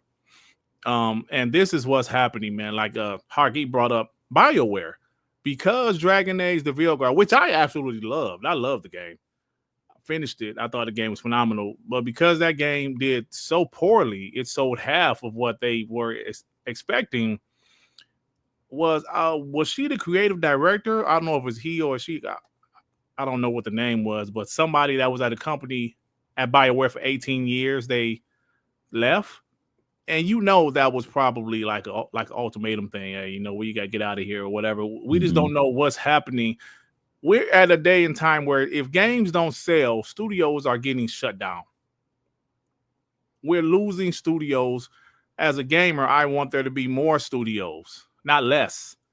So Xbox is doing something they feel they have to do. And I say this all of the time. The only people that this strategy is impacting is console war people, right? People like myself, I do console war content. Those PlayStation guys, they do console war content. They have the ammunition to say, aha, y'all games are going to our platform. That's really the only people it's affecting. Nobody else cares. Yeah. If a casual walks into a GameStop or a Best Buy and say, "Ooh, when the hell did Halo get on PlayStation?" Cool. I never played it. Let me play it. They don't give a damn. So that's the thing that I'm saying. This is 2025. Things are not the same. I remember back in 2016 when Xbox put their games on PC, people lost it for a minute, then everybody got over it. When PlayStation guys for years said PlayStation would never put their games on PC. Now PlayStation is putting their games on PC. Guess what? PlayStation guys got over it. They got over it. Now they're asking for their games to go to PC. Why? Because this is what it is. Everybody's going to get over this. You know why? Because it's going to be the norm in the game industry. PlayStation isn't moving the same exact way as Xbox. One, because PlayStation means everything to Sony. Xbox is a part of Microsoft. PlayStation means everything to Sony. So they're more cautious with some of the things they need to do. They're very cautious. They don't want to go out there and put all of their games everywhere. Yes, they can possibly make more money, but then again, they can possibly not sell as much hardware. Hardware means more to PlayStation than it does to Xbox, obviously, right? Xbox is one of the biggest publishers out there right now. That's no bullshit. They're one of the biggest publishers out there now. They have the best roadmap of any publisher. That means EA, Ubisoft, any publisher, they have the best roadmap of content and they have the best service. So what they're doing, of course, initially I was pissed off. I think a lot of us pro Xbox channels, we were pissed off. A lot of guys flipped. A lot of guys said, F Xbox, I'm done with them. I got over it eventually. And here we are. We're seeing what they're doing. Will all games go? I don't know. Mostly, a lot of them, but there's always the possibilities like some games might not go. Like Mav said earlier, we've heard like if a game like South of Midnight goes out there and doesn't do well, it's not going to be worth it to port to PlayStation. Right. They ported Hi-Fi Rush to PlayStation. It didn't do well on Xbox. It did worse on PlayStation. They ported Pentiment to PlayStation. Didn't do well on Xbox. It did worse on PlayStation. So when you have a small studio like Compulsion Games, it might not be worth to port that game to PlayStation. But there's going to be timed exclusives. There's going to be day one exclusives. And that's what it is. That's where we are. That's where Xbox is headed. When Destin asked him about Starfield, he said, no, shit. There's no game we're not going to... Starfield is going to PlayStation. We all know that by now, right? We know that.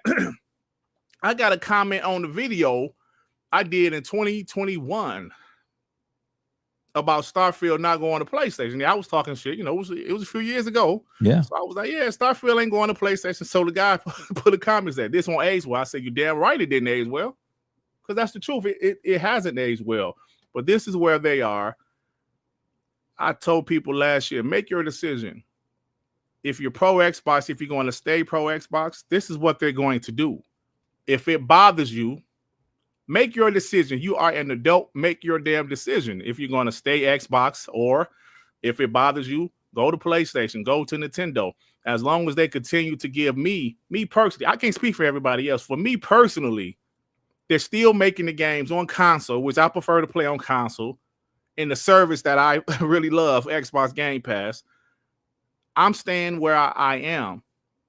Xbox. That's where I'm staying because that's what I prefer. They're giving me the best experience. And for the first time in years, hell, ever, their first party lineup is pretty much second to none.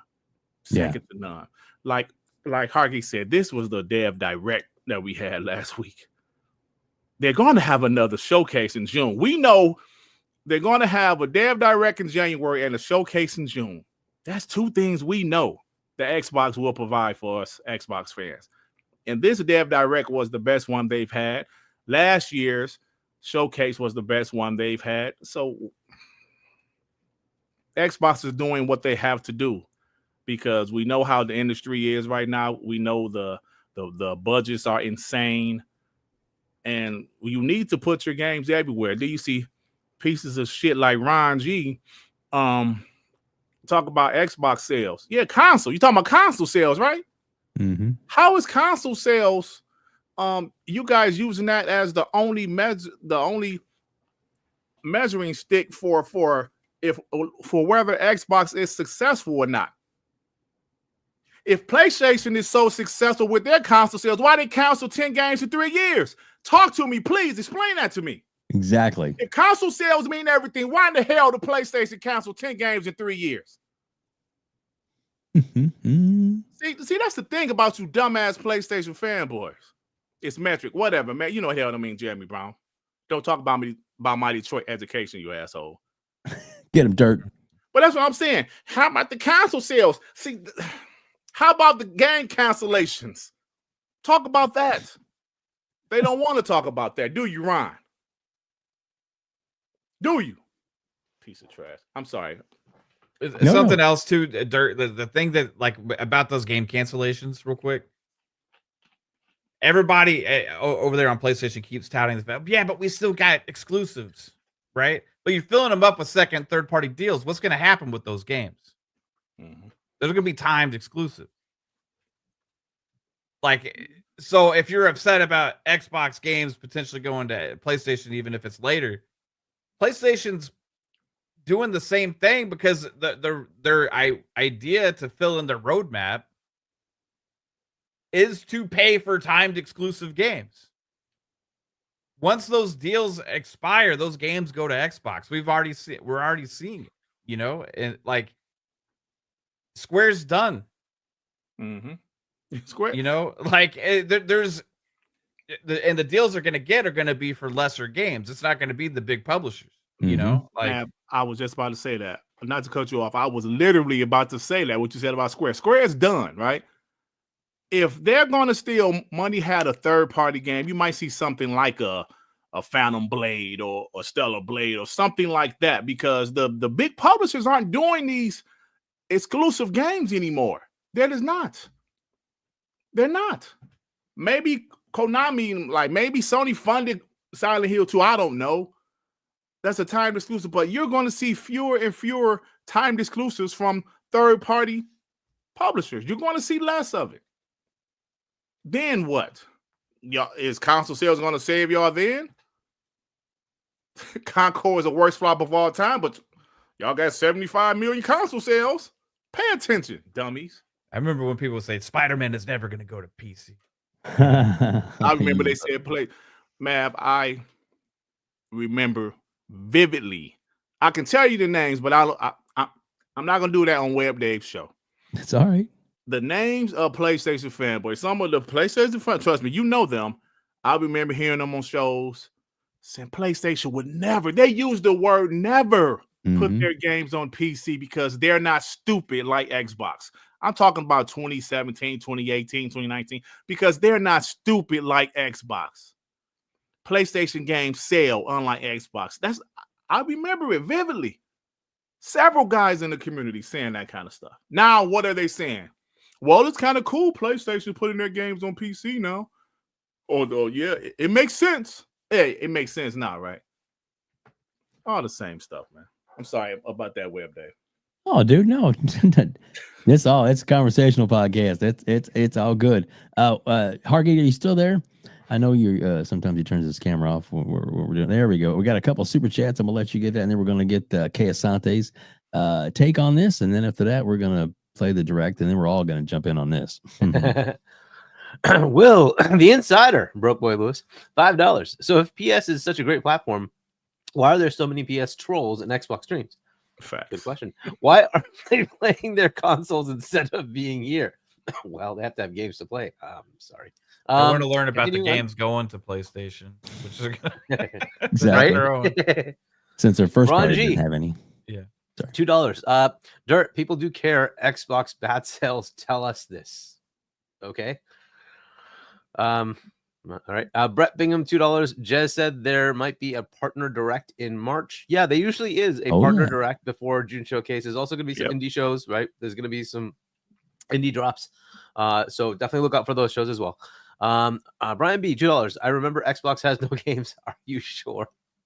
Exactly. Are you sure about that? I remember those days too. Oh shit, Paris want to jump in here, huh? What? Paris wants to jump in? Yeah, Paris said he want to. Oh, he does? Yeah. Oh yeah.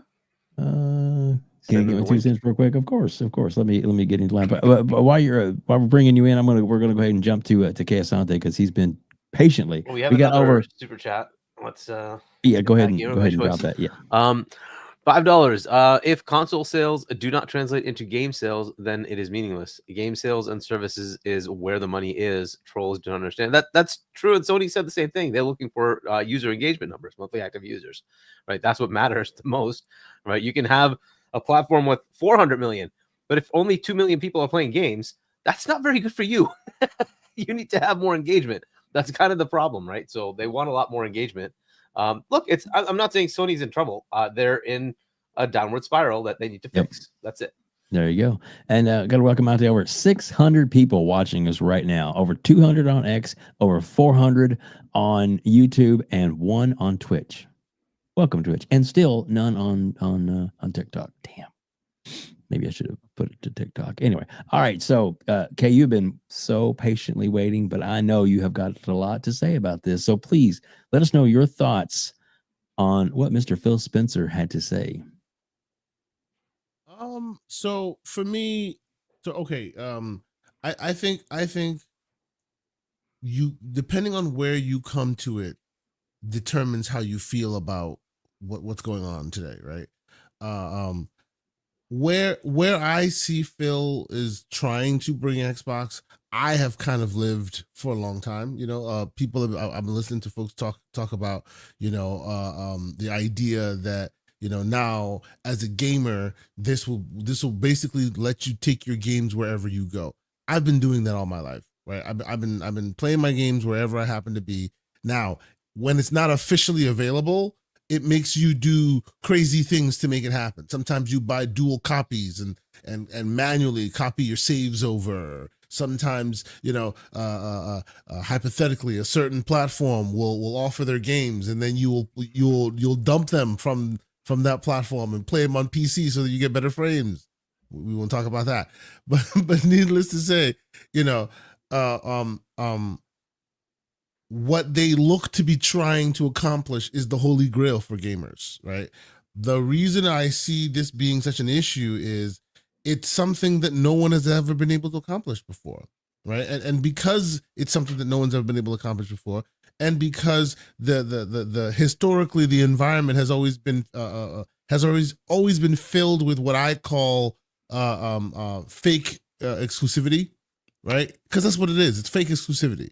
Right? Back in the day, consoles were devices that were bespoke that created games for specifically for that hardware to make it run a certain way. Now they're all the same thing, and consoles are a marketing term, and they exclude certain other profiles just to be able to force you to come to them, right? And it sounds like what Phil is talking about right now is letting the hardware speak for itself. Which, when was the last time? I think. I heard somebody say this, which was a very good point. When was the last time a specific movie made your determination as to which Samsung TV to buy, right? For a long time, a lot of devices stand on their own in order for you to buy them. You buy them because the devices themselves are valuable themselves, not because of certain content that's exclusively offered on them, right? You don't buy a specific kind of audio device or a phone because that's the only way to get the next Jay-Z album. Like, that's just not how it works, right? It goes everywhere you want it to be. You just buy what works for you, and you access the content how you choose to access the content, right? So for me, it's never been a thing.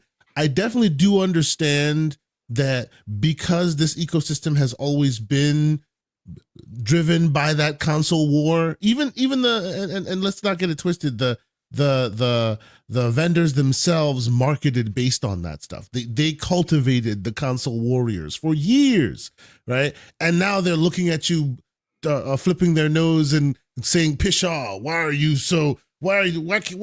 must you be so difficult, console warrior? We don't need you anymore." I get it, right? I do get it. To me, I think ultimately this will work out for all of us, right?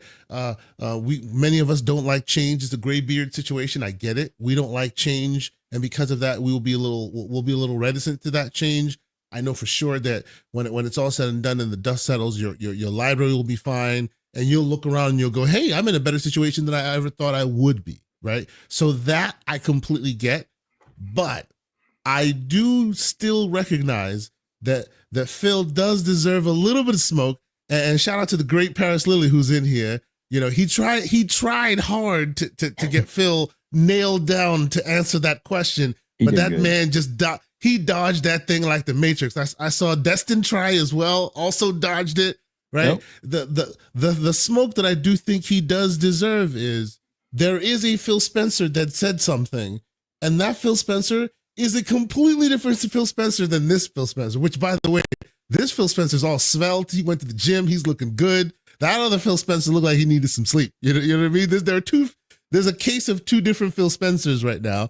And the new one is saying some very interesting, very cool things, which are worrying some people. And I kind of feel like no one's been able, even though people have tried, no one's been able to get that bridge of Phil talking about what got him to where we are today. Right? They've talked a little bit around it with the ABK stuff and all of that, but I want to hear him talk about, well, this is how I felt then, and these are the situations that have changed my mind, right? Because right now, when you hear him talk, he speaks in a way from, of course, that's how it is. Pshaw, why wouldn't it be that way? And I'm like, yeah, that is how it is. Of course, why wouldn't it be that way? But like a year ago, you thought that was crazy, or at least that's how you acted. You know what I mean? So I would like someone to at least get him to sit down and go, explain your evolution. Because I've been there all my life. I enjoy that everybody gets my games. Games come to me. This is wonderful. But for those who you've cultivated for some time with this idea that I got this and you don't got that and all of this back and forth, and now you're saying, you guys might be losing the thread, right? You guys are now the horseshoe makers, and the Jetsons are now available to us. So your services are no longer needed. For those people, what is that bridge, right? I still feel like someone needs to get Phil to sit down and really, really adjudicate with that situation. But besides that, what he is saying for me is great. I think it's excellent. I wrote an article, an op-ed on Xbox Era. I said exactly the same thing. This was like 6-8 months ago. It's awesome. I think ultimately we will all just, once the fear dies away, once the FUD dies away, once all the ridiculous dies away, we will realize that, yeah, you want more games to happen, they need to make more money, right? Once that tube is of toothpaste is out of the tube, there's no way to put it back in, and they shouldn't, because more money. That's the business. It's not the hardware sales. It's the games they can sell to you. And if there are more people to sell games everywhere, why the hell would you change your mind and go backwards? Makes no sense. Yeah. As long as you get games, why are you complaining? Yeah. So, okay, Asante, what is it that your partner says? All this Everborn saga. What is his line? Oh, it's not show friends, it's show business. Yes. Yeah. That's what it is. Yeah. Exactly. Right. It's a business. It's absolutely a business. And I think that the thing that a lot of folks seem to mistake, right? And I actually think, and maybe it's a console war trope or something like that they're saying, because they're trying to use that as a cudgel or something like that. The thing that they say all the time that I think is really odd is, like, they don't understand that console sales are a lagging indicator for what the real business is, which is selling games. Right, like Dirt was saying it very, very eloquently a few minutes ago. Talking about console sales. When you talk about console sales in today's world, right, it's not quite there yet, but very soon, very, very soon, it'll be like talking to Sony about CD sales of their artists, of their music artists. That is basically the same line of it. How many records did this thing sell? Sure, we can talk about that. But that's a very antiquated metric at this point, since all of them are moving away from that metric as their focus of success. Right. You know what I mean? He's about streaming numbers now, okay? He's about streaming numbers. Exactly. How much did that artist stream? They don't say album sales no more. Right. Like, no artist will tell you, well, I sold this amount of physical copies. Physical copies of what? Like, we're in a different world. How many copies did Stranger Things sell? Exactly. On Netflix. So yeah, right. I bought it. So I think all of this long and short of this is, I just think all of this is it relates to the fears of the graybeards, right? We're no longer the ones that people are talking to. We're no longer the ones people are talking about. We see our mortality coming fast and furious. Our children don't care about physical things, and we are so worried about people no longer seeing us as priority. That's what I see all of this is. Exactly. Great points all the way around. Oh my God, I'm so excited for this panel. We have, like I said, now over 600 people watching us live on X, on YouTube, and still one on Twitch. Thank you. And still 0 on TikTok. Paris in here now. Should we do the let's do that one. Let's get the gifted out of the way. All right, Spartan, another gifted 5. Thank you, Spartan. We get Mac 22 TH54. Will the Insider Broke Boy Lewis, Kurt User for Games Bell, and then Joaquin Branch, and then Curie Cosmos. There you go. And if you did get a membership, and also if you want to buy your own, it's only $1. $1. That's it. That's all it costs, is $1 to get a membership to the channel, and you have access to all these amazing emojis like this one, the Dirt Griggity. That's right. Darth Dirt is what we like to call him, because he is the overlord of darkness. All right, Dirt. Gamer by choice. Sorry. Gamer by choice, $2. Okay, Asante, this one's for you, I guess. Okay, Asante, as well as I, plans change. LOL. Yes, Absolutely, they do. I know that, but the people you cultivated for years don't know that. It's time to sit them down and have a conversation, is all I'm saying. But yes, Yeah. good points. And Ron G, another super chat, $5. First of all, I'm a PC fanboy to the fullest. I just don't understand why Game Pass don't have XB series sells a lot better than Xbox One sells. Just go PC. I think it's because most games are cross-gen. People have not had a real reason to bump up. I think some of these games that are now coming out, I think they are current gen only, and they might push people to bring. I think GTA is the game though. GTA is the game that's going to push people to upgrade because it's just one of, as long as it stays current gen only, it's one of those 10-pole games that just people will flock to. 100%. Did we get these two here? Did we get the car weave and the Aries? I don't know if we did get those. Let's see. There's two of them. I just want to see the one before it. Then meaningless game sales and services. Yeah, I don't know if we even got that one. So we have a bunch to go back. I think to jumping around kind of might be a partner direct. I think we got this right. We got that one. I remember Xbox has no games, right? That was the one I think we stopped. If consoles do not translate game sales, then it's meaningless. Game sales and services is where the money is. Trolls do not understand. Gamer by choice, $5. Yeah, that's true. That this. And then we got Called Weave, $5. Xbox is trying to be similar to Steam, Xbox OS, Windows Hybrid, a Game Pass hardware, and a publishing arm. They can be everywhere. No one else can do that. Yeah, and this is the thing is we're trying to compare apples and oranges, pun intended, I guess. But Microsoft has way too many studios and too many large games to just stay a single platform. It's just not an option. They have to diversify their publishing.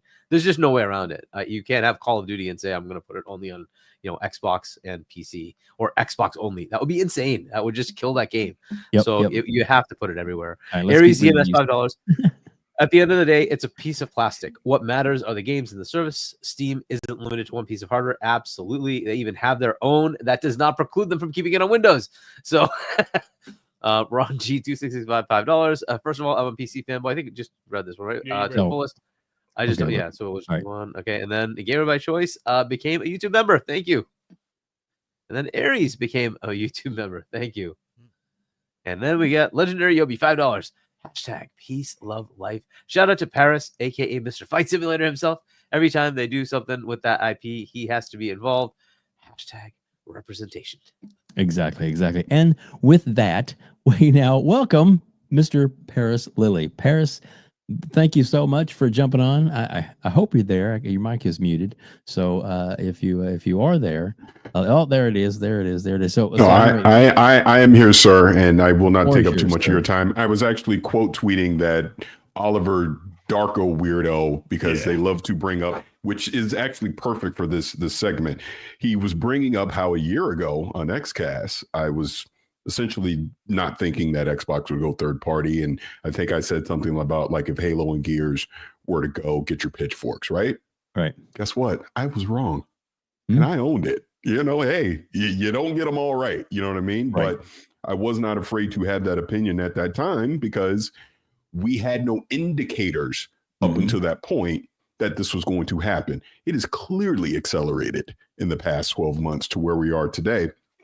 And, it is what it is. I think all the points that you guys have made already are pretty valid. And, at the end of the day, you're going to get the games. You're going to get to play them. You're going to get to have fun with them. I mean, this is why I specifically asked Phil about the hardware, because I think that is probably one of the more important questions that needed to be answered.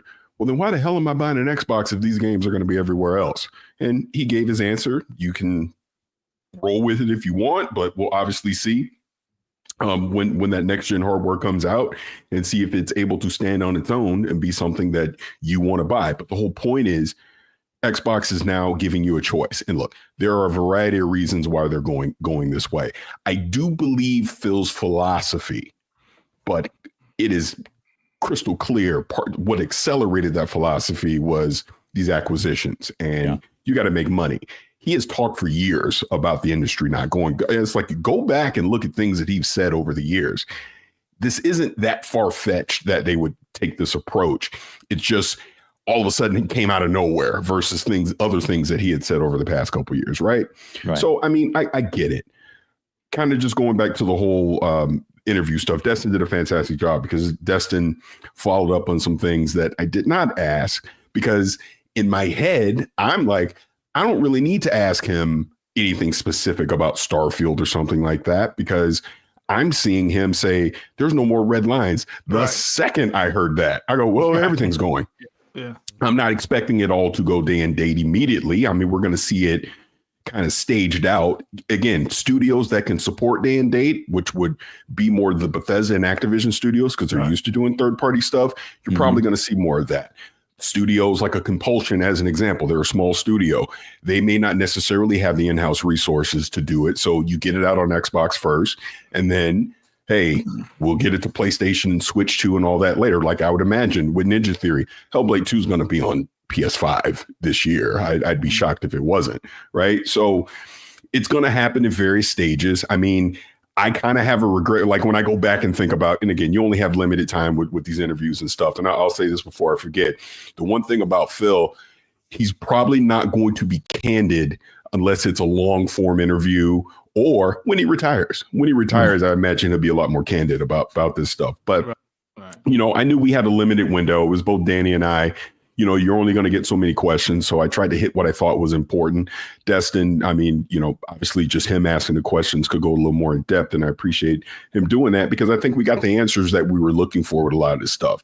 At this point, let's stop holding out hope about exclusivity. That ship has sailed. Yeah. I mean, we are in an era now where they are putting all their games on multiple devices. He gave their reasons why.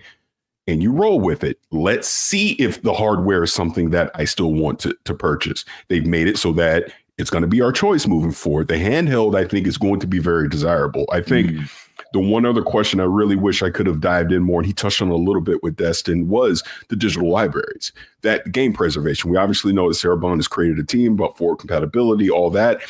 You know, and you're right, Asante. I was trying to lead them down a path with the Windows stuff, because I think that's kind of the key, like what Jason Rollins working on with this Xbox OS. That he if shakes they the spot more than King David. He is Teflon Don. He is too smooth for you. But again, he is professionally PR trained. He knows all the tricks.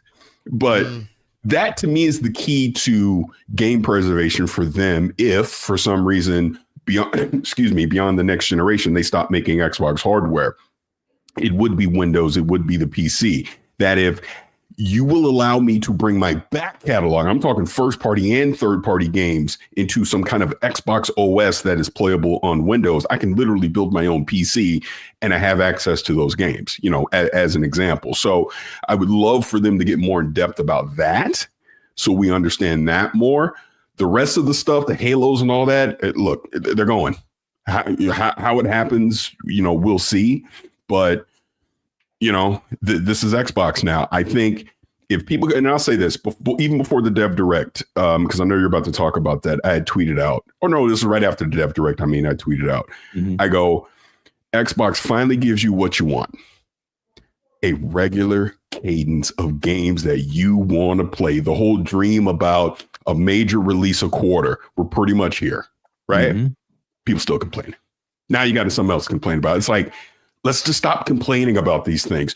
If you have an Xbox, you can play these games. You got Game Pass. You can play them on the PC. They're about to put them on the Tandy X12. It's like, you can play the games. Why are we not talking about the games? And we're still talking about the business side of all this. We've beaten that into the ground at this point.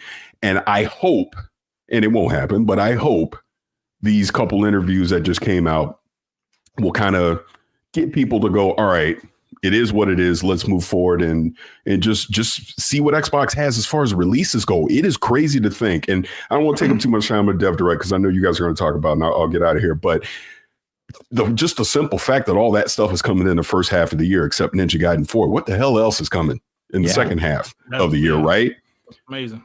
That's what we want. That's what I'm excited about, right? The rest of that stuff, whatever. I literally do not care if someone plays Starfield on PlayStation 5. Who cares? Doesn't matter to me. Hey, And then I think the other side of the argument, and I'll shut up here and let you guys get back to your show, is I do think one of the differentiating things that they'll have, like, okay, PlayStation games and Nintendo games are going to show up on Xbox. We get that. But PlayStation and Nintendo doesn't have Play Anywhere. They don't have what I think is going to be the future of them on other platforms is, look, we know they about to go all out for Switch too. But you're probably going to be able to take your Indiana Jones kind of gave us a sneak peek into this. You're going to probably be able to take your progress and bring it over to Switch 2 and vice versa. And the same thing to PlayStation 5. I think these games moving forward, for them to try and quote unquote bring the Xbox experience, and Phil talked about this a little bit, when I brought it up, is, there will be closed systems, PlayStation and Nintendo, where they can't bring the Xbox experience 100% there, but there'll be some things they can probably still do, which would be cross-save progression over the cloud, right? Because Ubisoft and CD Projekt Red does it right now. So obviously Xbox can do it. But open platforms, like AKA PCs and handhelds and all that, I would expect we're going to see them translate that Xbox experience to those devices, which again is what Jason Ronald was kind of hinting at CES. So it's going to be different. I think it's going to be disruptive. I think it is the future of it. That's why I tried to ask him, and I kind of butchered it at the end, about what is his vision for the future of gaming? What is it that he wants to see? Does he think this multi-platform strategy is the future? And of course, he's Xbox and they're doing, he's going to say yes. But my point on it was, like, this open platform, hybrid devices, handhelds, like, I'm trying to get my games on as many screens as possible so that you, the gamer, get to choose where you want to play our games, not me telling you have to play it here, right? That's just what I think Xbox is doing. Look, there's all kind of variables on why they're doing it, but ultimately, I think we're the ones that's going to benefit as a result. So that's it. There you go. I think Dirt had a comment to make. Oh shit, I forgot. That's all right. I thought you were going to say something about I was Paris saying. Yeah. That's all right. That's cool. That's cool. If you think of it, you can come back at it. Paris, thank you so much for stopping in, man. Stick around as long as you want to, or you can drop out, whatever you want to do, man. We I'll let you guys get back to it. I just want to pop in real quick. I always love the show, and I try to catch it when I can, but you guys enjoy, and appreciate it, man. Appreciate you having me up. And Iris, hopefully congrats. we'll see you It was in June. 200 episodes, right, of Gamertag Radio? No, we're 20 years. We're old. We're old people. It's 20 years. 20 years, right? Congratulations, sir. Congratulations. Yeah, thank you. Congratulations. 20 years, man. That's awesome. Yeah, and we'll see you in June. Hopefully. Great interview. Yep. Look forward to it. I'll talk to you later. See you, buddy. See you, man. Fantastic. Thank you so 20 much. years. Started back in the Yeah. I used to listen to Gamertag Radio on my Zune. Zune. That's how long ago that I was. would download it and put it on my Zune, and I would listen. That's how I would listen to it. Yeah. Yeah. Go ahead. There's a. Do you want me to read this? Yeah, go ahead, read it. Will the Insider broke Lewis $2. Watching show on my PS5 # PlayStation Media Player. You can do that on an Xbox too, buddy. So you don't have to use your PlayStation Media Player. I actually do the same thing. I have an Xbox on every TV, so we have a unified interface, and that's where we do all of our media playing. Profit $5. I have accepted that I'm no longer their main target audience. It's about Gen Z and Alpha going forward, which is on PC and mobile. That's just the way it is, right? And they're definitely growing. That's the platform that's growing, PC. So, which again, Microsoft has that platform. I'm just saying. Pyro at D or Mad, maybe I don't know, 2 pounds. 4.5 years ago, when everybody plays, we all win. Phil Spencer. Yeah, it's true. There you go. Yeah. There you go.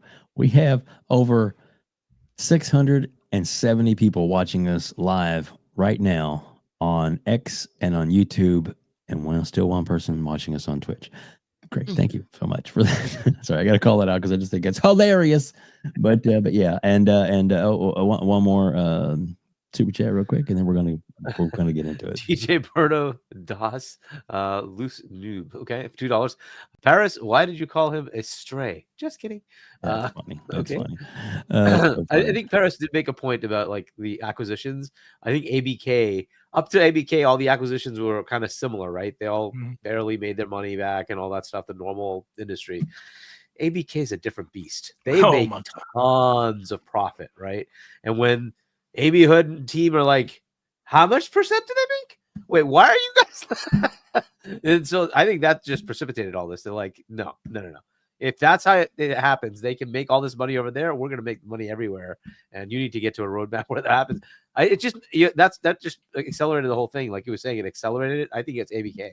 Looking at their financials, they're like, why are we not making this kind of profit? What are you guys doing, right? Yep. Now it's a special case. Obviously, ABK is a special case. They didn't see it that way, though. Not everybody to make that. Hargey, do you mind doing me a favor? This because this is going to be on audio as well.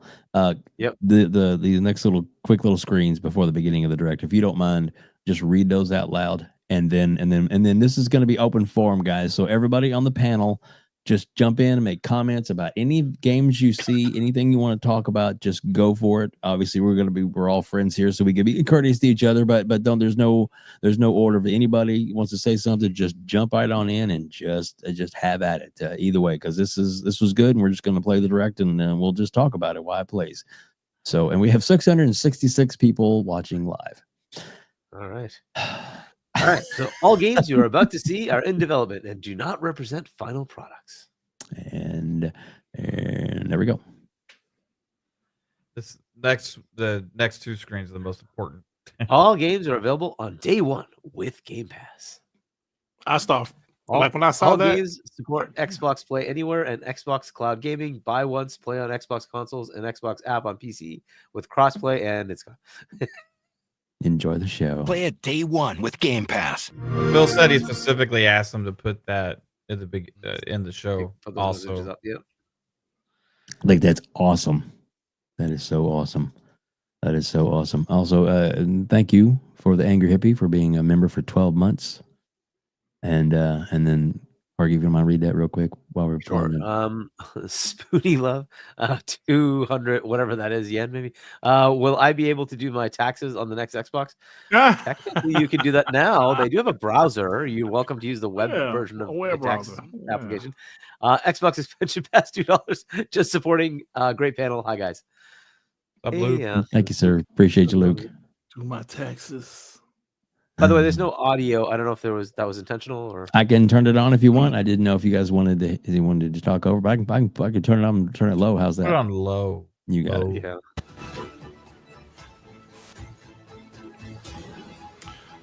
Yeah. Can we once again talk about how great this format is and how everyone, when this whole thing first started, it was like, oh, they should copy Nintendo. Now it's like, nope. Everyone should copy this guy. These guys are amazing. This direct format is it. This is it.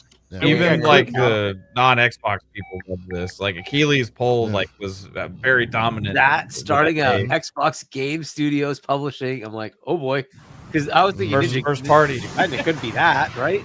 Yeah. And it's like, wait, this is Team Ninja's logo. Hold on, wait a second. Hey, we got clipped, y'all. What? We got clipped already? Yeah. Awesome. Already. Fantastic. Already, yeah. So they just watched. Oh my God, man. What they clip us on? When Hargey was talking about, I don't know. Let me listen to it real quick. こんにちは。超えてくもゲームスチーム忍者の安田文彦です。今日は皆様にチーム忍者が長く大切にしてきたアクションシリーズの新情報を by the way, I was very happy to see this because I'm sick and tired of FromSoft claiming the crown for difficult games. Team Ninja is the OG difficult game. True. Do not deny their gangster. They are back to claim their crown. Okay, gotta give credit to Special Nick on this, who called in 2022 that Platinum was going to be working on the next Ninja Guide. He did. That's a very specific call out, right? Yeah. And I don't know if you guys heard, based on like what the style of the development was. They did some very unique things with this game in order for at least the one the remake that was released the same day. It's kind of like what they did in the Tony Hawk remakes, where they basically attach a new engine to the existing environment. So the same game is literally the same game, only it's running on Unreal Engine 5. Really cool, unique, weird things they did to get that to run so well. Yeah. I thought it looked great, but I can definitely see Platinum's DNA in it too. You know what I mean? Yeah. Like I was watching this. Okay, yeah, this looks like Ninja Gaiden, but like Platinum's take on it for sure. Yeah. But also going back and playing Ninja Gaiden 2 Black, it's you can see a lot of the DNA still translates from that game to this one also. So well, I love the way this looks, man. There was some that thought, hey, nobody would care about Ninja Gaiden coming back if it did, you know, because there was a lot of talk about the secret game being Ninja Gaiden behind the scenes. It was like a poorly kept secret. But some were thinking, well, nobody's gonna care because the younger generation, it's been so long, you know. Everybody's on the Souls games and stuff now. But I saw a lot of hype. There was a lot of hype about this coming back. Exactly. I love it. I absolutely love this. And thank you, Spartan661, for upping your membership to 13 months. And then we got Space Shot, $5. The thing I noticed the most about the Direct was how much fun it looked like everyone at each studio was having, especially at id Software. Exactly. You know, this Direct was so good, man. I mean, it's been getting praise everywhere. I haven't seen many people hate on it. It's been pretty damn good Direct, bro. The only thing that's funny is that the you know, like Reforge, you know, just using it to, like, you know, well, they're all gonna be coming to my my PlayStation Pro. Blah, blah, blah. Yeah, I've been noticing a lot of those guys been talking about the games going to PlayStation, and every time I see that, I respond. So what PlayStation? What games are PlayStation going to be dropping on PlayStation? Mm-hmm. Most of them don't respond. Some of them might say, "Oh, well, what we got? Go to Yote." I say, "Okay." You know, so y'all should be happy Xbox giving y'all some damn games. Exactly. And a lot of games apparently. Oh, he's saluting and cheering for it. Yeah, Mhm. but like it's. But okay, we get them in Game Pass, also on Xbox Anywhere, and all those other kind of things, as well as for me, those outweigh the slight enhancements you may get on a PS5 Pro, right? And if you want truly the best experience, it's not going to be on PS5 Pro. Nope. And that whole best experience stuff, I hear it. I try not to wade in it, but let's be absolutely clear, right? In the few instances where the two hardware has been compared, like for like workloads, at most, the Pro is 3%. Count it. 1, 2, 3% more performance. Wow. Yeah, Against the Series X. That would make it like, so what are we talking about here? And this is against the Series X that's been out for how long now? Yeah. You know, y'all waited 5-6 years, made a new one, and it's 3% more performance. Come on. Well, they'll celebrate because it helps justify their purchase to see the words PS5 Pro enhanced. Right. It's very much more powerful than the PS5 base. Great, but only 3% more powerful than the Pro. I think they should be very happy. And please, absolutely pay $100, $200, $500 for every one of these games. I want you to keep paying. You pay so we can play. I'm very happy with that. Be very happy about your Pro. I want you to think it's the best thing. Beats a 4090, beats a 5090. It's the best thing ever. Buy these games. Buy them all. Day one. Yeah, if they buy it, I mean, there's more chance we get a Ninja Gaiden 5. Right? So, True. Nothing against that. And by the way, Dave, some folks are saying that we probably should turn off the audio. Yeah, turn off. Yeah, it's starting to be distracting. Yeah. It's like the slashing. Ching, ching, ching. Mm-hmm. Like super low or off? It's off. Yeah, it's fine. Just turn it off. Yeah.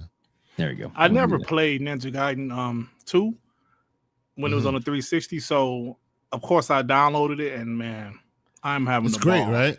I'm having a ball. Now, I've seen a lot of people say it's actually easier than the 360 version was.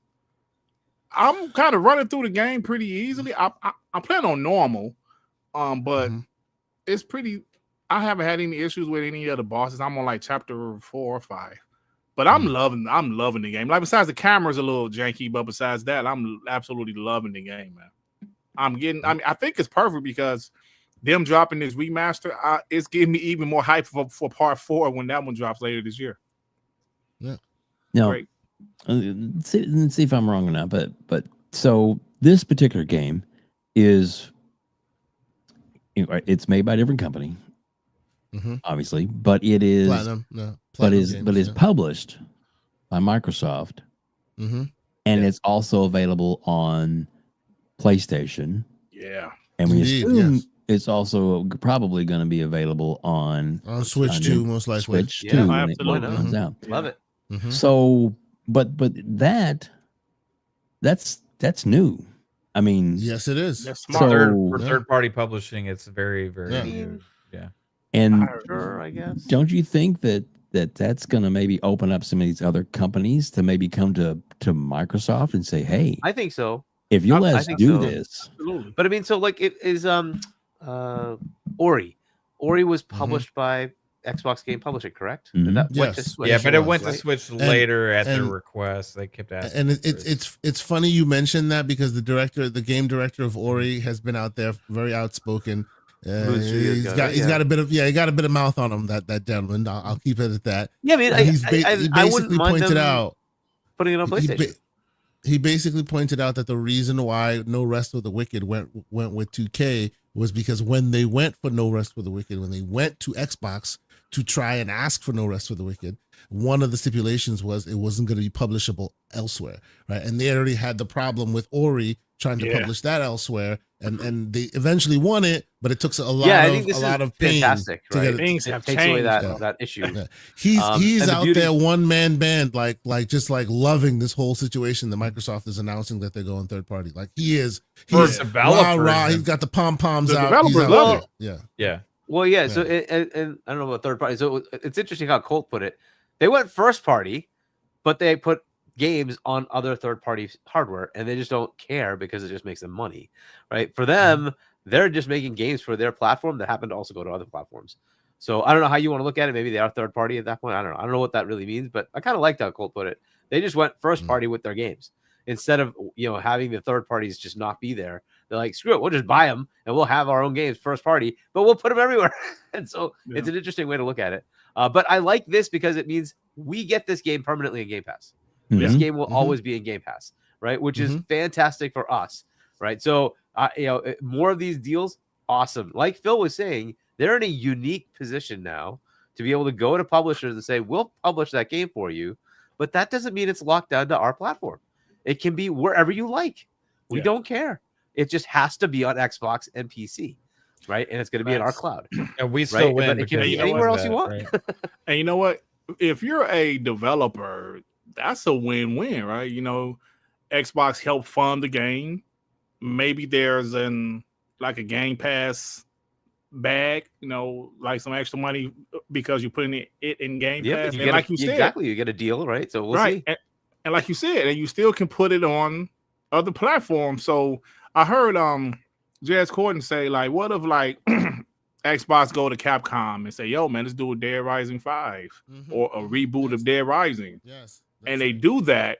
But, which I hope is in the works already. Yeah, me too, right? Yeah. Put it in Game Pass for the Xbox players, but it can go on PlayStation and the Switch too. Like what publisher would say no? And if Xbox helps fund the game, just like they did with Ninja Gaiden 4, I mean that's a win-win. Dirt, I will correct you. They didn't help fund the game; they funded the game. Okay, you just show up, right? You show up and you do the work. They provide all the cash. You just let your IP shine. That is amazing. Like Bro, that's amazing. That's the deal of the century. Like, yeah, I love it, man. And like you said, for us, like Hargit said, it's permanently in Game Pass because now listen, we knew. Yeah. I know me and Mav and some other, we knew about Ninja Gaiden, right? But what I didn't know is that it was going to be in Game Pass and Xbox is publishing the game. I did not know that whatsoever. Dude Jenkins didn't tell you that, huh? How you say what? Said Dudu Jenkins didn't tell you that. He didn't know that. He did know about the Shadow Drop, the remaster. That was or maybe it wasn't allowed to tell you. Maybe those were the two biggest surprises. Is that this was published by Microsoft and it's going into Game Pass day and date because we've had last year third party being at the show. Visions of Mana was there, but it wasn't Game Pass, right? Right. So like to see like all the rumors of Ninja Gaiden, I was expecting to see it, but I wasn't necessarily expecting Game Pass day and date. But I definitely wasn't expecting to see it being published by Xbox, right? But when when we all heard behind the scenes had heard about the Ninja Gaiden rumors, but then I remember seeing that all these games being at the beginning of the show. All the games shown will be in Game Pass day and date, and then all the games will support Xbox Anywhere. So in my mind already, I'm like, does that mean if Ninja Gaiden, if that rumor is real, that Ninja Gaiden's in Game Pass day and date, right? And does that mean that? And then we actually got those announcements, and I knew it the second we saw Xbox Game Studio Publishing. Yeah, and it's like, wow. But then the second surprise to get a shadow drop of a UB5 Ninja Gaiden 2 Black, and it looks great, man. But this is a perfect example of, okay, so this didn't have any ahead of time marketing. It was a shadow drop into Game Pass, right? But everybody was so excited about it still on different platforms. It's selling well on PC, on Steam. Yes. It's doing well on Xbox. It's doing well other places also. And you didn't see a bunch of negative criticism or people saying like, oh, it sucks that, this isn't an exclusive game, because it doesn't matter, right? It's just a game that we had no idea was going to be existing, all of a sudden playable. It's a cross gaming community celebration, but still, who got the best value with that? It was Xbox gamers, right? And it's where it was PC, shown. if you're on PC, also, right? You get to play it with Game Pass as well, right? If you're a cloud player as well, but whatever. But, hey, hold on. Yeah, Xbox players. Nobody's saying my boy. I'm sorry. Go ahead. No, it's somebody in the chat. My boy Doodle Jenkins didn't fall off. He just didn't know that it was being published by Xbox. But he told me Ninja Gaiden 2 weeks ago. He told me Ninja Gaiden was the surprise game. So don't you dare say that about my homie. Yeah, exactly. He just didn't know it was published by Xbox. One thing I want to say real quick is that, can you imagine a company say like, oh, that's kind of hurting for money, that like, oh, I don't know, let's see, they have a game called Assassin's Creed. That little company maybe needing some money, and they have a particular franchise that would be fantastic if it was all paid for, by. Yeah. We talked about that the other day, bro. Like the Splinter Cell remake, Ubisoft's in dire straits, man. And the Ninja Gaiden, that has a brand history with Xbox, right? Being exclusive on the original. So like, exactly, that's why I went there the other day on that. But it's crazy to think too, and somebody said this on our show on Friday, was okay, well, the conversations on Ninja Gaiden started 6 or 7 years ago, right? Yeah. So what else is there? Oh, Has been happening at all those Japan trips, man? What else is there? Because this wasn't really heavily rumored. I mean, there was some leaks a couple years ago about it. Potentially, nobody really believed them, or nobody really knew what to think. We see it here in a big way, even being published by Xbox. They're willing to do publishing deals back then and work on so many different things to get still a Team Ninja. You got everything coming together to bring back Ninja Gaiden. What else have they been doing over there behind the scenes? That like you were saying, Dead Rising. That's a game synonymous with. That's been exclusive for a couple of them, right? Yeah. Like that is another one I wish they would bring back, right? There's so many other ones that they have worked on in the past that they could be working on. We just don't know, right? They could have started in 2018, 2019. Yeah. But just it takes a while for these games to come up. One thing I want to point out that was just outright crazy. In a Dev Direct, they announced Ninja Gaiden. They announced a Ninja Gaiden in a Dev Direct. Not at a show. We haven't even gotten to showcase yet. They announced Blade at the Game Awards. Wow. They announced Ninja Gaiden at a Dev Direct. Massive eyeballs, right? This is a Dev Direct. It's intended to tell you about the games that are coming out this year, right? Yep. You don't expect a massive game like that to just drop as a new announcement. Yeah. They announced that in a Dev Direct. That's great. That's how many games we got. Chats. Let's Hargeet, you want to read these real quick? Sure. Why so serious? $2. Dirt at 7 hours. Did you think the length was fine at 7 hours? Sorry, what's you know what? Don't worry about it, man. I can't say nothing.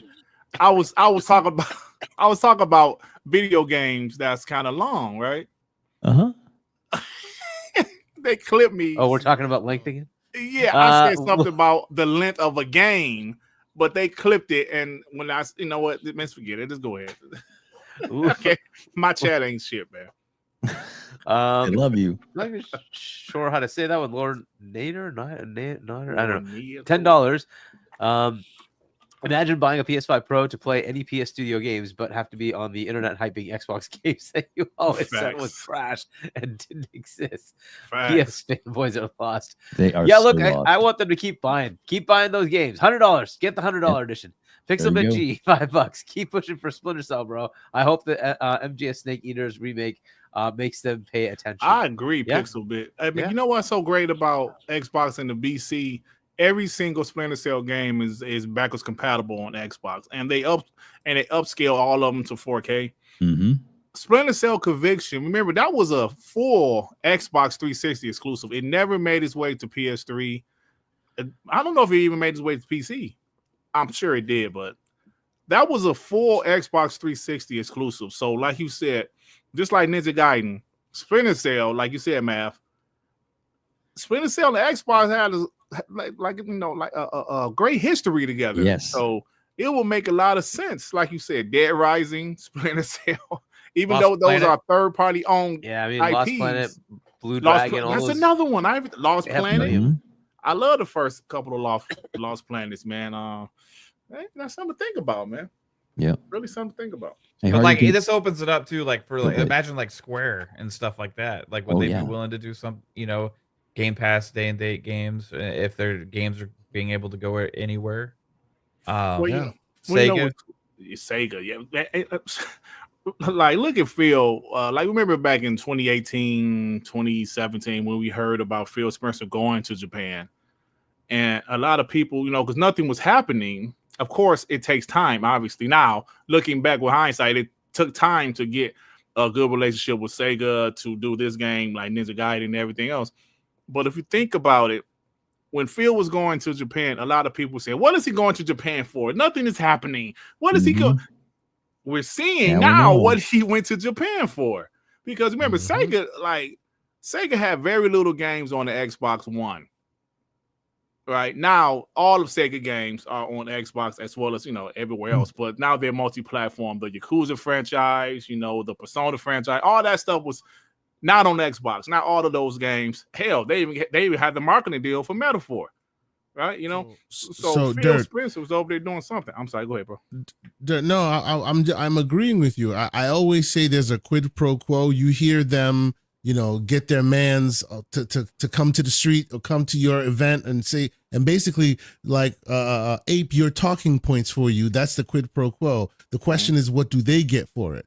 I have heard that time and time again. Oh, as soon as Switch 2 comes, Xbox will gladly support them, will gladly just give all the games. I'm like, yes, definitely they would. There's a quid pro quo there. Absolutely. But what is Microsoft getting in the deal? Oh, they get nothing. They're just there to happily give over all their games. That's what they.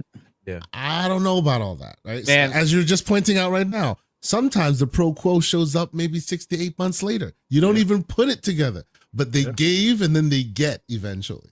I'd mentioned Sega earlier, and Jasper just shared this with in our DMs.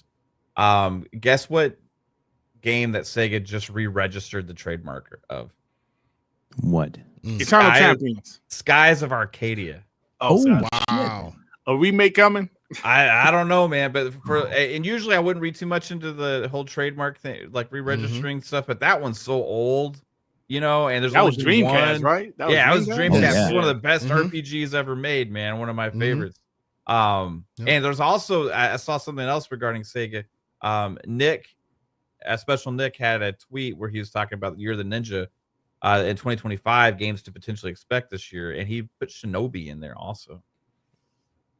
Which we've seen small, teeny tiny snippets of Shinobi already, right? During one of the Keighley events where Sega showed off some of the stuff they were working on. That's where they showed my most anticipated game, Jet Set Radio Future, or Jet Set Radio period. But they showed little teeny tiny snippets of other Sega games they're working on. Yeah. And Shinobi was one of them, and it was like very painterly in art style and whatnot. So I am expecting them to show up a bunch of them. I'll be right back. Literally 2 seconds, a half a second clips for multiple games they were talking about will eventually come out. Shinobi was one of them. Yeah. And Eternal Champions, I think, was one of the games that was listed with the rumored other ones that they are part of the series of classic franchises they're doing for that. Such an underrated Yeah. Underrated fighting game, bro. Yeah, might as well get this out of the way since we have it up here. Spartan 661 $5. South of Midnight is one of my most anticipated games this year. It's going to trigger PTSD in me during the Hurricane Helene we went through last year. Yeah. Yeah, hopefully things are getting better for you out there. You know, hopefully there's some relief coming. But yeah, as far as the game, this is looking even more interesting, right? South of Midnight just keeps showing more and more. So it's I mean, what do you guys think? So Hargeet, this is a weird one. Right? So first and foremost, I'm super excited about the game. Can't wait to play it. I'm in the bag. Day one. It's a wrap. It's beautiful, right? But here's a weird thing. And we were talking about this, and cheap plug. I had the Fox on my show this morning, yesterday, I should say. Came by, great show, talked about it. But we were talking about this specific game, and it brought about a weird little thought. Right, we now live in this world where everybody's upscaling and frame generating and all of this, right? And here's a game that has stop motion built into its core. How does upscaling and frame generation interpret on purpose frame skipping? Right? When you turn on DLSS, does it get smooth? Because the robot can't interpret the fact that the skipping is on purpose, right? You can I'm turn looking it forward off. to seeing it. Yeah, I hear that. Yeah, I'm wondering if they would like not support some of those features. Yeah, because of that, though, right? Like, Yeah. that's a good question. It depends on when you do the frame skip, right? If it's all after everything's been sort of buffered, ready to go, and then you just skip the frame, fair enough. If it's pre and it's going to go through all the processing, I think it's baked in. That's a problem. It's through the processing. So it's fundamentally at the beginning, the core of the motion. So yes, it will be interpreted by DLSS as data. So we will have to see how they pull that off, right? Yeah. So, but you know, hey, I don't know if it's going to graphically push things too far to make it a problem. No, we will doubtful. see. Yeah. Yeah, I doubt it's gonna be that bad. But we will see. What it brought up is the idea that you turn on DLSS or upscaling or frame generation, and all of a sudden you have the soap opera effect. You know what I mean? What TVs used to do. That may be what you get because of that. It should be interesting to see. I'm excited for South of Midnight. This is one that I think I've seen like quite a bit of, right? So there wasn't like this whole like, oh, I just can't wait to see South of Midnight, because I mean they've been making tweets and they had the documentary video that we already just recently saw and all this other kind of stuff. But I did like what I saw of it here. Out of the four, it's probably my like least excited of them, but not in a bad way. It's just because the other ones are so great, you know. But this one's also going to be the one I think is the most, either you like it or it's not for you, right? When people try it. So, but I'm looking forward to giving it a go.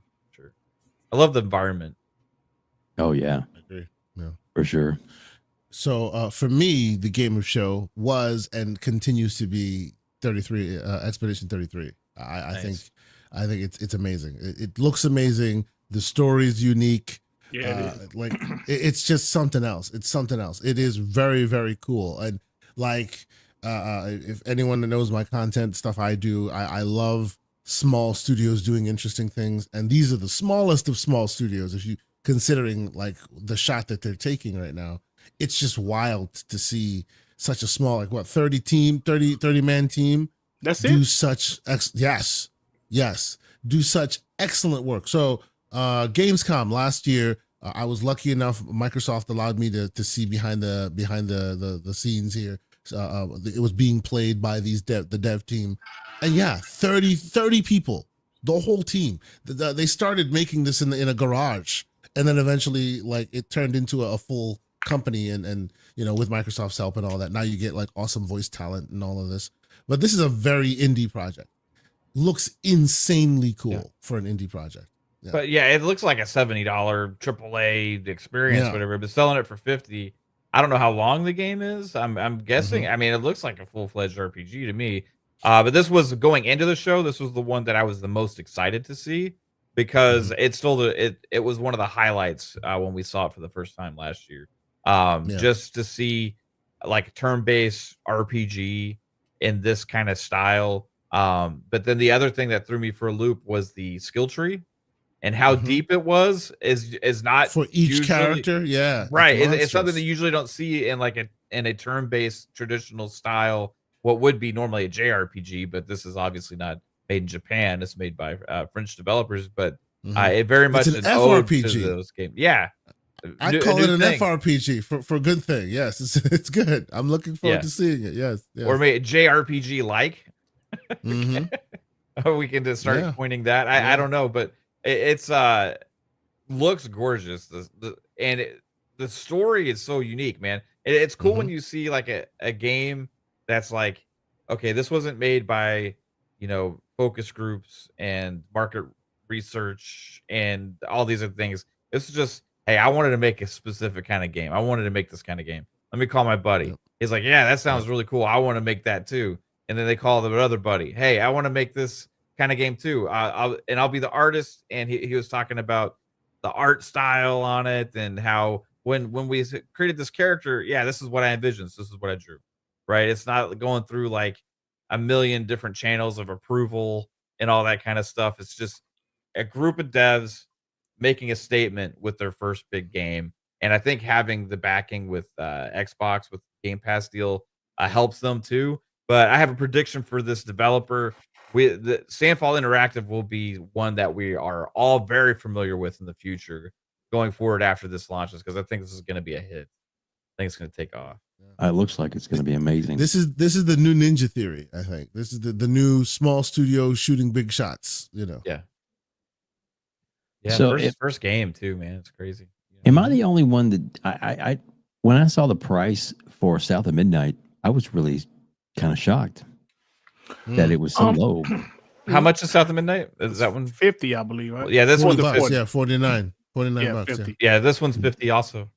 Yeah, I mean, I guess I wasn't too shocked because Hellblade 2 was 50 also. And they said South of Midnight is probably like a 12-hour game.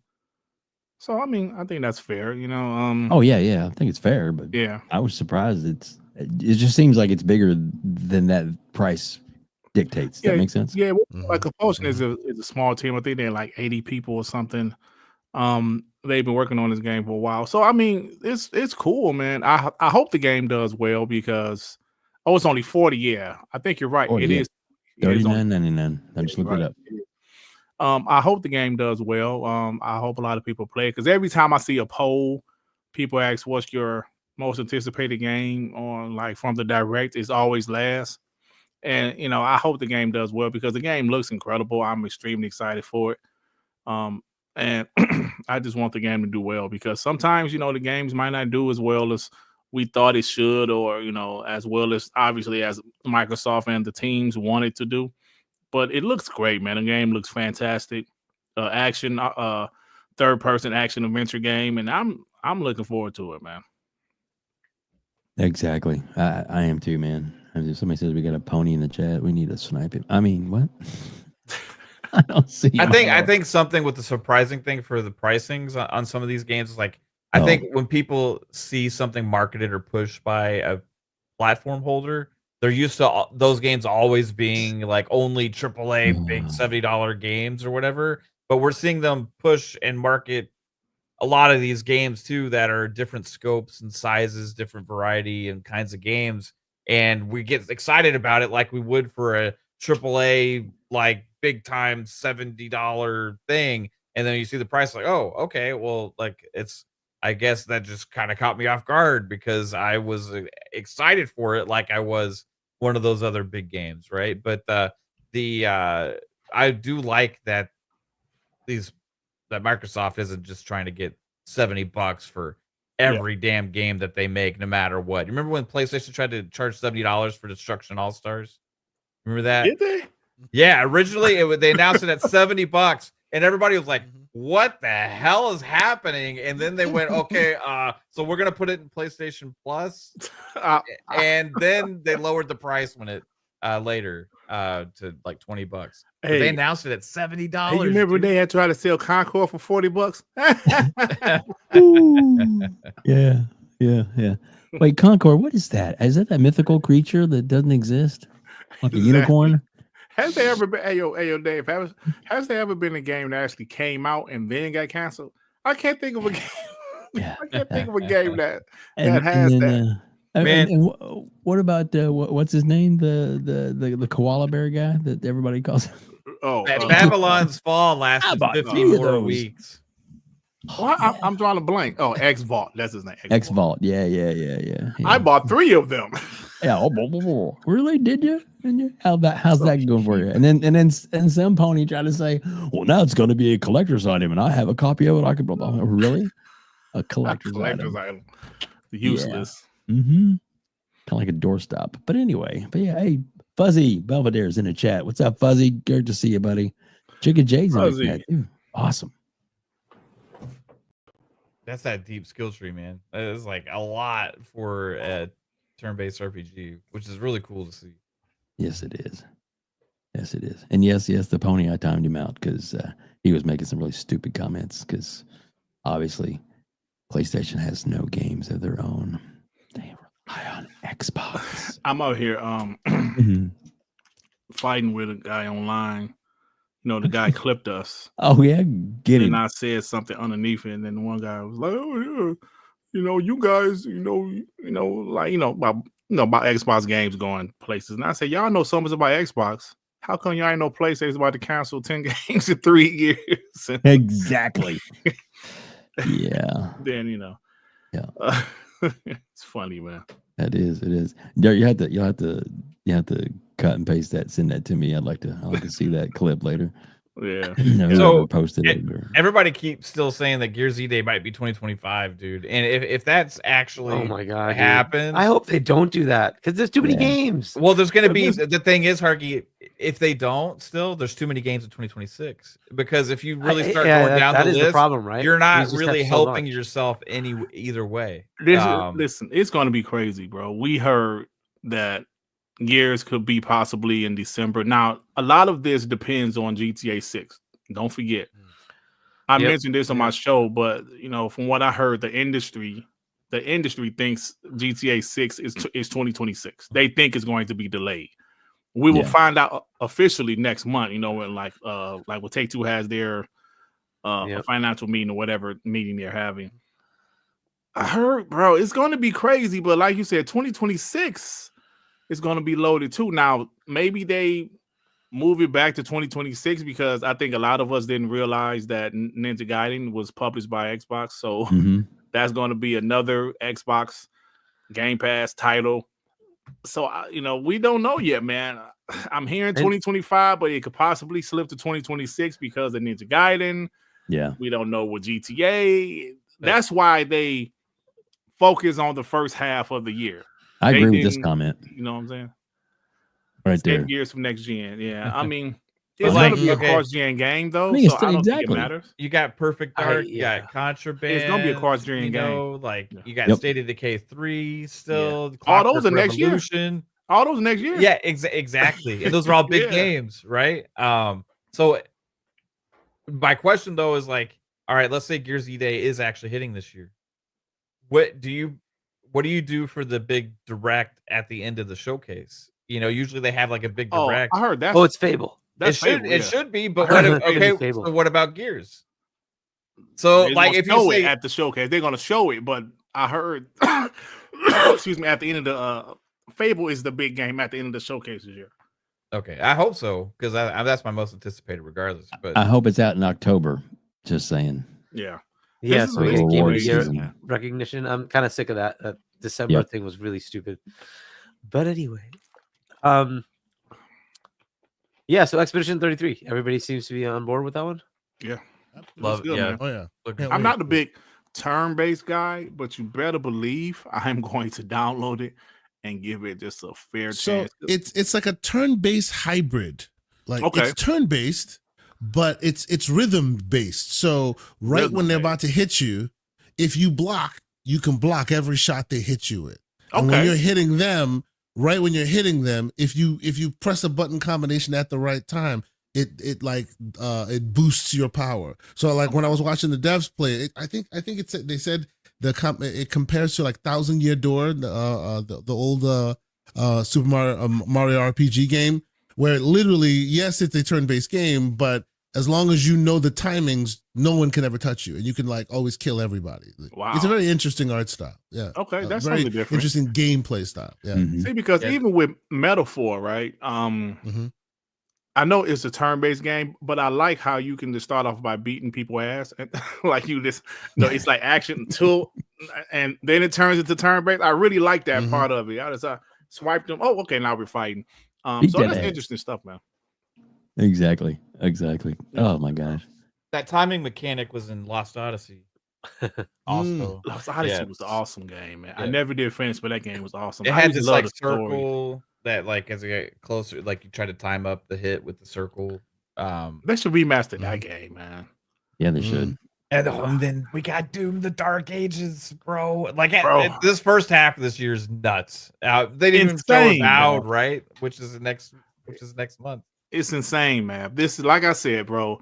This Direct focus on the first half of the year. Like last year, Direct, they focused on the whole year, right? They focused on Hellblade. Indiana Jones was there, and obviously that didn't drop till December. But this is the first half of the year. They haven't even talked about the second half of the year. That's what I think the showcase is for. They're going to do that with the showcase. It's insane, man. Absolutely insane. But to your point on the E-Day versus Fable, maybe they do have to have a second Dev Direct. Maybe they're just at the point where they have to have another one. There's just no way around it. Hargeet, you 100% right. Yeah, In August, around Gamescom, just have a legitimate, like, actual Dev Direct around Gamescom. I think you do it right at the beginning of fall, right in September, like mid-September, because that starts off the fall season, right? And like August is Gamescom, June is showcase. When is TGS? That's October? Is July? It is August, right? Gamescom. Yeah, it's August. Yeah, it's August, right? Yeah, so I would just let those shows handle whatever the shows do, and then just do a Dev Direct after that, to kind of go over. And then September, what is it, like third week, something like that, or whatever is Tokyo Game Show. Yeah. Right. So that's in there. So somewhere in there, you have to like put it all together, right? And have this Direct that you're gonna do for the other games because they're probably gonna all be in the fall. Right, that's crazy, it's just crazy. They have too many games. It's so much. That's just nuts. We Outer Worlds 2 still talk about. Outer Worlds. I forgot about Outer Worlds 2. Oh my god! Bro. At some point, Wu-Chan comes out. I don't know when that comes out. I don't know if they're going to do a Direct for that or not. But that's another big game, right? So it just keeps going. And I don't know if you guys heard. I'm sure you guys heard Jed say it or whatever. But State of Decay 3 could have also been 2025. They say that game is very far along, ready to go, right? Pretty much damn near done. But they chose to push that to 2026. Can't fit it. Yeah, they can't fit. Bro, that's such a good problem to have, man. Like if you consider like Xbox in 2017, 2018, where they barely had games, they had to rush games out. I remember them having to rush out Record, which I love Record, but they had to rush it out just to have a game in the fall, you know. Yeah. Man, it's so beautiful to see where Xbox is now as far as the content. It's insane, bro. Absolutely insane. They're pushing games back just so they can have room to breathe. That's crazy. Yep. I'm guessing, it's just a guess, that we'll see Halo at the June showcase is the last thing. If that comes out in 2026, that would be fucking well, the one coming out in 2026 is supposed to be the remake of Combat Evolved. Yeah, exactly. Yeah, we'll see the Halo, right? The thing that they just did in UE, right? They'll show us that. Kind of like what they did. Kind of like what the Coalition did when they went to Unreal Engine 4, right? They re-released Ultimate one of their original Edition? games in Ultimate.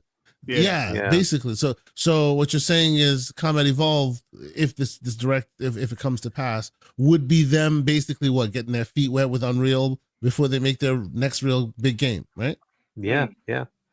But that would be like the launch title with the next console, assuming that 2026 is the next console. Yeah. Right. Yeah. So Double Final probably has something. Yeah. I think Elder Scrolls 6. Yeah. I think that would be 2027 early. Damn, that's crazy. I think Contraband we would have be Blade. Oh yeah. Blade. Contraband would probably be there this year. Everwild, possibly. I think Contraband would be next year. Yep, and then Everwild. That'd be, but like, yeah, I think it'll come out next year, but it'll be shown at the showcase this year. Yes. Now, we'll see ZeniMax this Online's showcase as well. game is going to drop probably within the next 2 year. years. Yeah, probably. Yeah. I mean, that I wouldn't pull it Forgot past about that them one. to have something like, because it's an MMO launch, right? So when they drop that, it's kind of different than dropping like one of these other games. So they can drop it whenever. It just depends on if it's ready. Yeah. But I wouldn't pull it past them to be 2025 on that too. Yeah. Because there was smoke that was going to be at last year's showcase. A lot. That it was going to be there, and then it was pulled, and then it wasn't at this. Which game? Too. That's an MAV Online's game. Oh, okay, yeah. Hey, I They see announced talking. it like 2021 that they were working on a huge project. Yeah, I see. There's also the People Can Fly game. Yeah, there's IO Interactive got a game. Mm-hmm. Yep, and the Wu-Tang Clan is that like still a game? I don't know. I don't know anything about that. I haven't heard anything about that. Right, so there's that. I don't know. There's so many potential options there outside of just that. So Xbox Game Publishing, in other words, they're probably still working on a lot of things we don't know about. Yeah. I did see what Be Nice said. Killer Instinct. That's the thing. Oh, that's right. Iron Galaxy. That's right. They just re-engaged with them, right? That's the thing. Yeah, they're working on So whether they're expanding the current one or making a new one or whatever they're doing, right? That's going to be something that gets announced. Killer Instinct 2 is being developed. You don't bring it studio in. Hey, can you just come update this really old ass game? Yeah, no, they're definitely working with them. For us. We don't need anything else. No. Toys for Bob, right? Toys for Bob is working on something. Yep. So wouldn't it be cool if the Killer Instinct game came out and then this new one came out? But yet now, remember they added like some of the Battletoad characters to it. But now, what if they added the Doom guy, Master Chief? They could go all out on characters, bro. Fuck. Like it will. I mean, I guess it'll be okay because it'll probably be a multi-plat. So just have all of their characters everywhere. Yeah. Then by the way, we're still due for a Forza Horizon. Oh, so 6? Damn. Yeah. Bill said he played it, right? So we know that's coming probably next year. That would be good for when the new console comes out. That's what they need that for. Show that shit off, right? Yeah, exactly. We have a super chat if you don't mind reading it real quick. I think I already read this one. Yeah, South of Midnight is one of my most. There it is. Demon Time Reezy, $5. Mr. Stroker, I'm assuming you already asked Dirt how long he's sticking around tonight. He's old and always forgets stuff and has a bedtime. Okay, wow. I do got a bedtime. Well, we're getting ready to wrap it up. I promise. That okay's got to go here in a minute too. So, Devil Lepers and Vigilante 8. I used to love that game. Wasn't that an Activision published game? Vigilante 8. I used to love that game on the PS1, man. Vigilante 8. Doom: The Dark Ages was my most my own hype level for a game pre-show to after I saw it. I would say. I was already excited for Doom. It was, but by the way, they checked all the right boxes for me when they were talking and showcasing the game. I think Doom: The Dark Ages might end up being the best Doom ever. Man, what do you think of this idea? I have a feeling, and I said this to I said this to John Wolf. We were watching this thing together. I feel like id and id Tech and Doom get short shrift because they are a victim of their own success. Like, you would be stunned if you didn't see this game show up perfectly every time. They did it amazingly the first time. They did it amazingly the second time. They did it amazingly with DLC, and now they're doing it amazingly moving forward. I feel like because they always shoot their shot and they overshoot every time, as good as they make it, and let's not get it twisted, this is even better than it's ever been. People just kind of assume it's going to be good and move on, rather than sit there and go, wow, this is really, really good. It just becomes kind of a foregone conclusion that it's going to be good, and it's going to be optimized like crazy. Yeah, and have no always, always be able to run on anything. Exactly. You know, even Indiana Jones is on this engine, right? Oh yes, yes, id Tech, id Tech's great stuff. Beautiful stuff, man. Yep. Dirt, do you know what this means? Dirt Sow Dog with the 2. Dirt, so are you MP on YouTube now on everyone's show? Who is MP? I have no idea who that is. I was only on a couple shows. I was on who show was I recently? I was on Ray's show the other day. I just kind of popped in there. I assume MP means multi-platform, I'm guessing, but multi-platform, yeah, they're probably, yeah. But multi-platform, okay. It's so popular. Now, so I have been on a bunch of shows. I was on MAV show a couple weeks ago. Yeah, but that's about it, So I mean, the show gave us a whole bunch of release dates. for games coming out in the beginning of the year. We still have other ones like Avowed, which is not listed here, but that's coming up in February. Yeah. So we have that. Phil And then we have all these said, third-party games. why right? do it, right? Did you see what Phil said about Avowed? He said, yeah, it was so close. We didn't even need to put it on the direct. They got to show Outer Worlds 2 again pretty well. I mean, like, I think there's got to be another dev direct because they can't just rely on the shorter sequences at Summer Showcase for the bigger releases they have. Man, that's a good point, man. That's crazy, bro.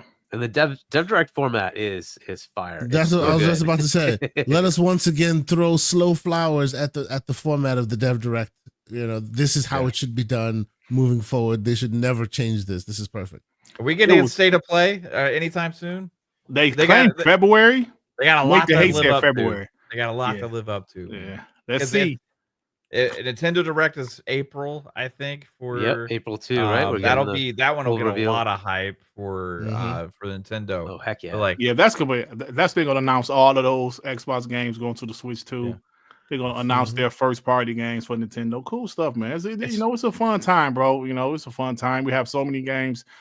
The content coming from Xbox in particular is absolutely insane to the point where we're saying, damn, they have to have another Dev Direct to show off all of this content. They have to have this, man. It's just you would think, right? I mean, how are they going to do it if they don't have some other kind of long format stuff? Because that's kind of the anticipation now for and we know Obsidian's down for that.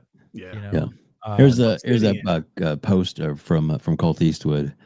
Just showing this is saying Xbox is going to release and showcase most of these games for 2025 and 2026, and just to look at all the images, most of those games y'all mentioned, but damn, I think Blade is 2027, by the way. Yeah, but we'll probably see more about it in 2026, right? I'm getting guess, right? Absolutely, yeah. But yeah, Elder Scrolls 6. I think those two we'll see in 2026 showcase. My guess. I think we'll see more about Perfect Dark and Contraband. This one. Towerboard should be coming out this summer, I'm guessing. But rumor, if E-Day's coming out this year too, my God. The rumor is that OD is a lot further along than people know because he's been working on this for quite a while. Yeah. I'm thinking 2027. I think that'll be out as well, but we'll see. Yeah, it's crazy, man. It's crazy. Exactly. The last little thing I want to throw it to show, and this is how we're going to end it tonight because it's damn funny. It's a little 13-second clip from Oh No, It's Alex. I love his show. I'm sorry, guys, absolutely love it. But yeah, so this is his clip of the reaction from when MBG was pretty much in shock and stunned, and one of the things that he said that just absolutely made his chat lose their mind. Y'all ready? I think some of you probably already know this, but yeah. Get up. There we go. Okay. Yeah. It's a little 13-second clip, and Alex's reaction is priceless. And here we go. I'm thinking about subbing the Game Pass, dude. Oh no! You have to play one from what timing? I'm thinking about subbing the Game Pass, dude. I'm thinking about subbing the Game Pass. You know what's so funny about that? He said that the day of the direct because he live streamed the direct. So somebody posted clips of his podcast the next day, and like first off, his chat was kind of pissed off at him, called him a traitor and everything else. Yes. The next day, he realized what he has done. He pissed off his people, so he started to just go after Xbox. Yeah, I can't wait till Halo is announced for PlayStation. I can't wait to see the meltdowns. And I was like, oh, he pissed off his chat. They called him traitor. It was like, you traitor. I have a receipt of a guy saying, if you subscribe to Game Pass, you are a traitor. Like a traitor, bro. Like, I'm like, oh my God. So the next day he kind of had to go aggressive on Xbox. And that's what it is. I was like, wow, bro. That's hilarious. Wow. Absolutely crazy. Imagine having to become a trader because you want to play video games. It's like, Yeah. What a world! What a world! If you don't subscribe to You're Game yourself. Pass, he's a traitor for his wallet. That's I mean, Amen. Like, you be yourself, man. Like You I got- guarantee, if you guys talk to me on a Tuesday afternoon at 3 p.m., I'm the exact same. This is who I am, a real Xbox guy. Mhm. I mean, when you constantly That's just flip that, flop isn't it? and But do this it is for what it your is, man. audience, and Yep.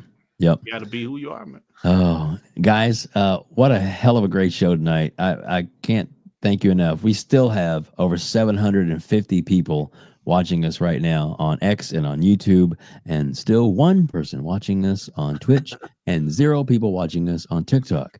Damn, 0 on TikTok, man. I How is this know. possible? Maybe I should have put it on TikTok. Anyway. But we'll talk about that later.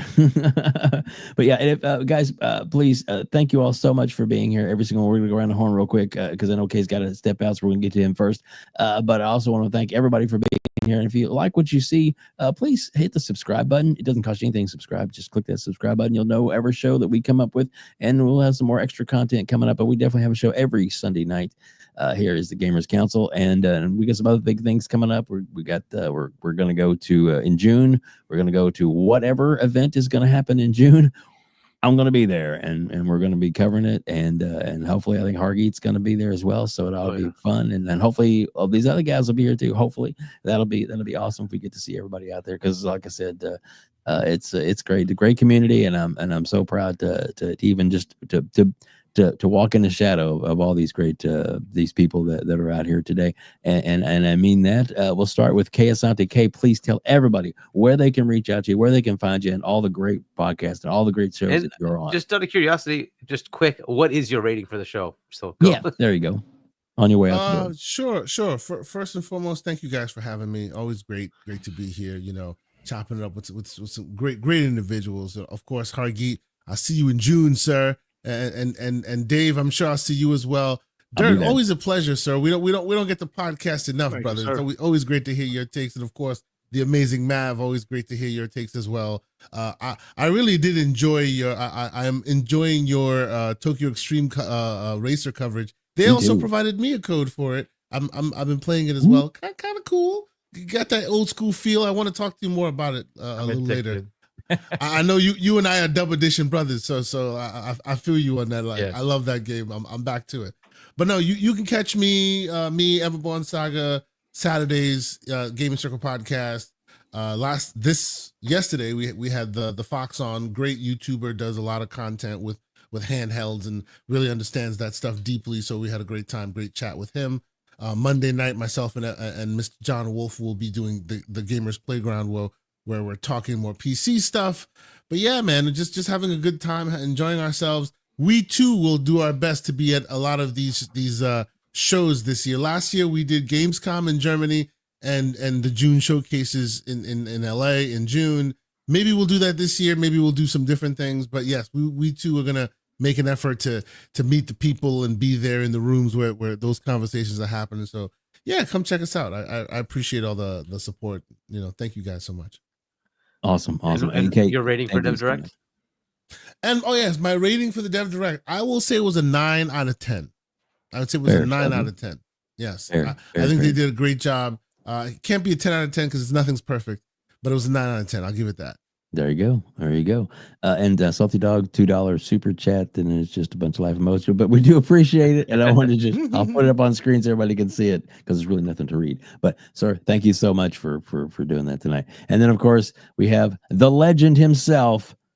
That's right, the Pony Chaser, the wild man. I love this man, and he knows it. It is Dirt Griggity. Dirt, dude, thank you so much for being here. Please tell everybody about all your amazing shows, your content, all the stuff you have. We Bleed Green, TTS with Sean, everything, man. Let them know about it because it is funny shit. Well, thank you, man. Appreciate everybody. Hargeet, WEBDAVE, Kay Asante, Mav, all you guys. It was an awesome show. Thank you.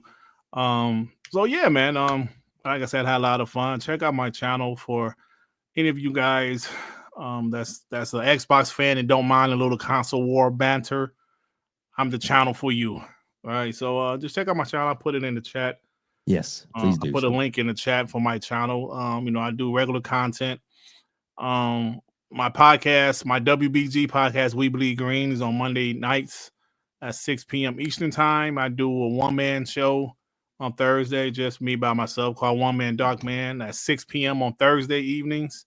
Then I also do shows with my boy Sean on Fridays called TTS, Talk That Shit Podcast. We have a good old time, and that's it, man. Thank you. Appreciate it, man. Dude, we really appreciate you being here. And just so everybody knows that in the description of this video is a links to everybody's. Actually, I have to update that. Apparently, I didn't update that. I'm going to fix that here in a minute. So after the show is done in the next 10 minutes, I'm going to update and get everybody's correct links in there. I still have You got Fonz, Epic Treasure. I'm a dork, man. I just, it's one of those things, man. When you work and all this other stuff, that thing slip between the cracks. Usually I'm on top of the game. What in the hell was wrong with me? I will fix that. I'm sorry. All that will be in the description below. But yes, please put those in your chats and everything. So yes, thank you. Dirt, thank you so much for being here. Mav, oh my gosh, fun speculation. I love it. Great content all the time. You know me, I'm the biggest fan of Mav rants that anybody is. I love it when you just lose your shit and go off. I love it. And of course, PM to PM, great show on Thursday nights. Please tell everybody where they can find you, where they can reach out to you, and where you're going to be. Yeah, you said it, man. Appreciate it. The invite as always. And if you want to find me, just go check out Fun Speculation on YouTube. 3 shows. Mondays FSP. We got Thursdays PM in the PM. Fridays Xbox Ultimate Podcast. Sometimes I'll do solo streams.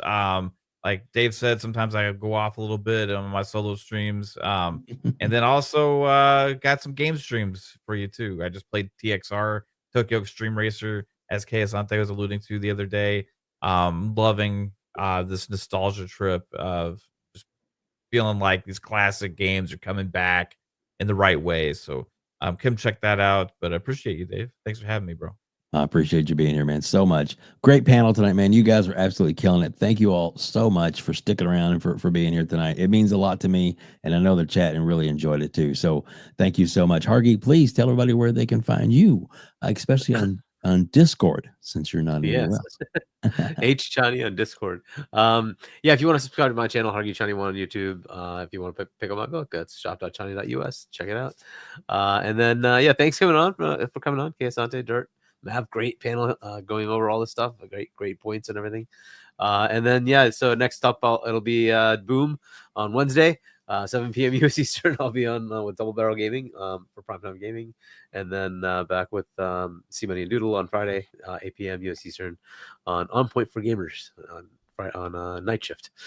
Check that out. Then again, Fonz Saturday 6 p.m. and then we'll be back here next week. It's coming up. The Super Bowl is the first or second weekend, whatever in Feb.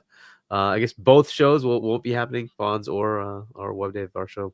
We won't be doing a show on the Super Bowl. That's the because actually who would watch?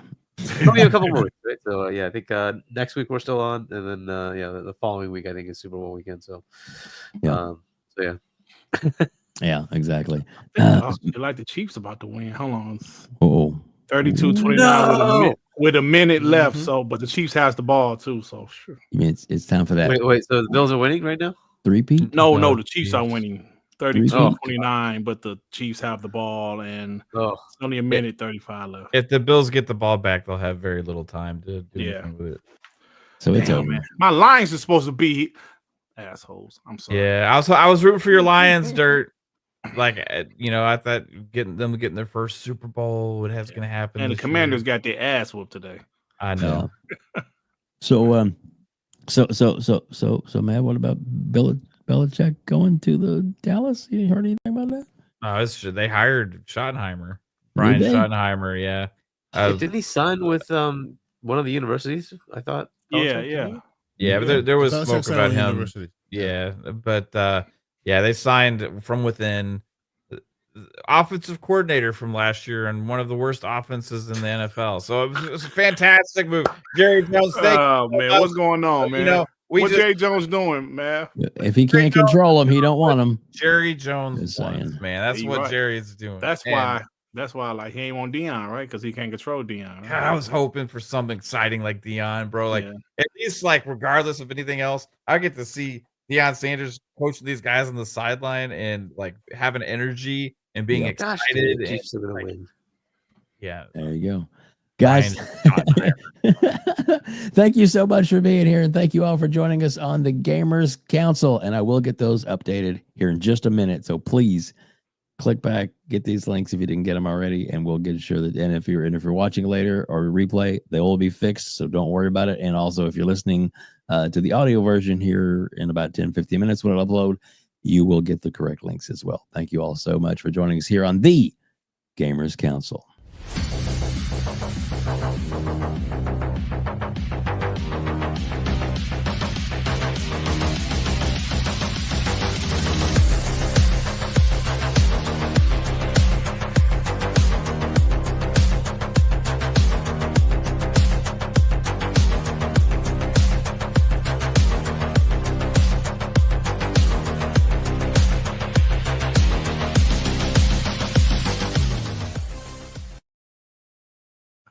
Game over.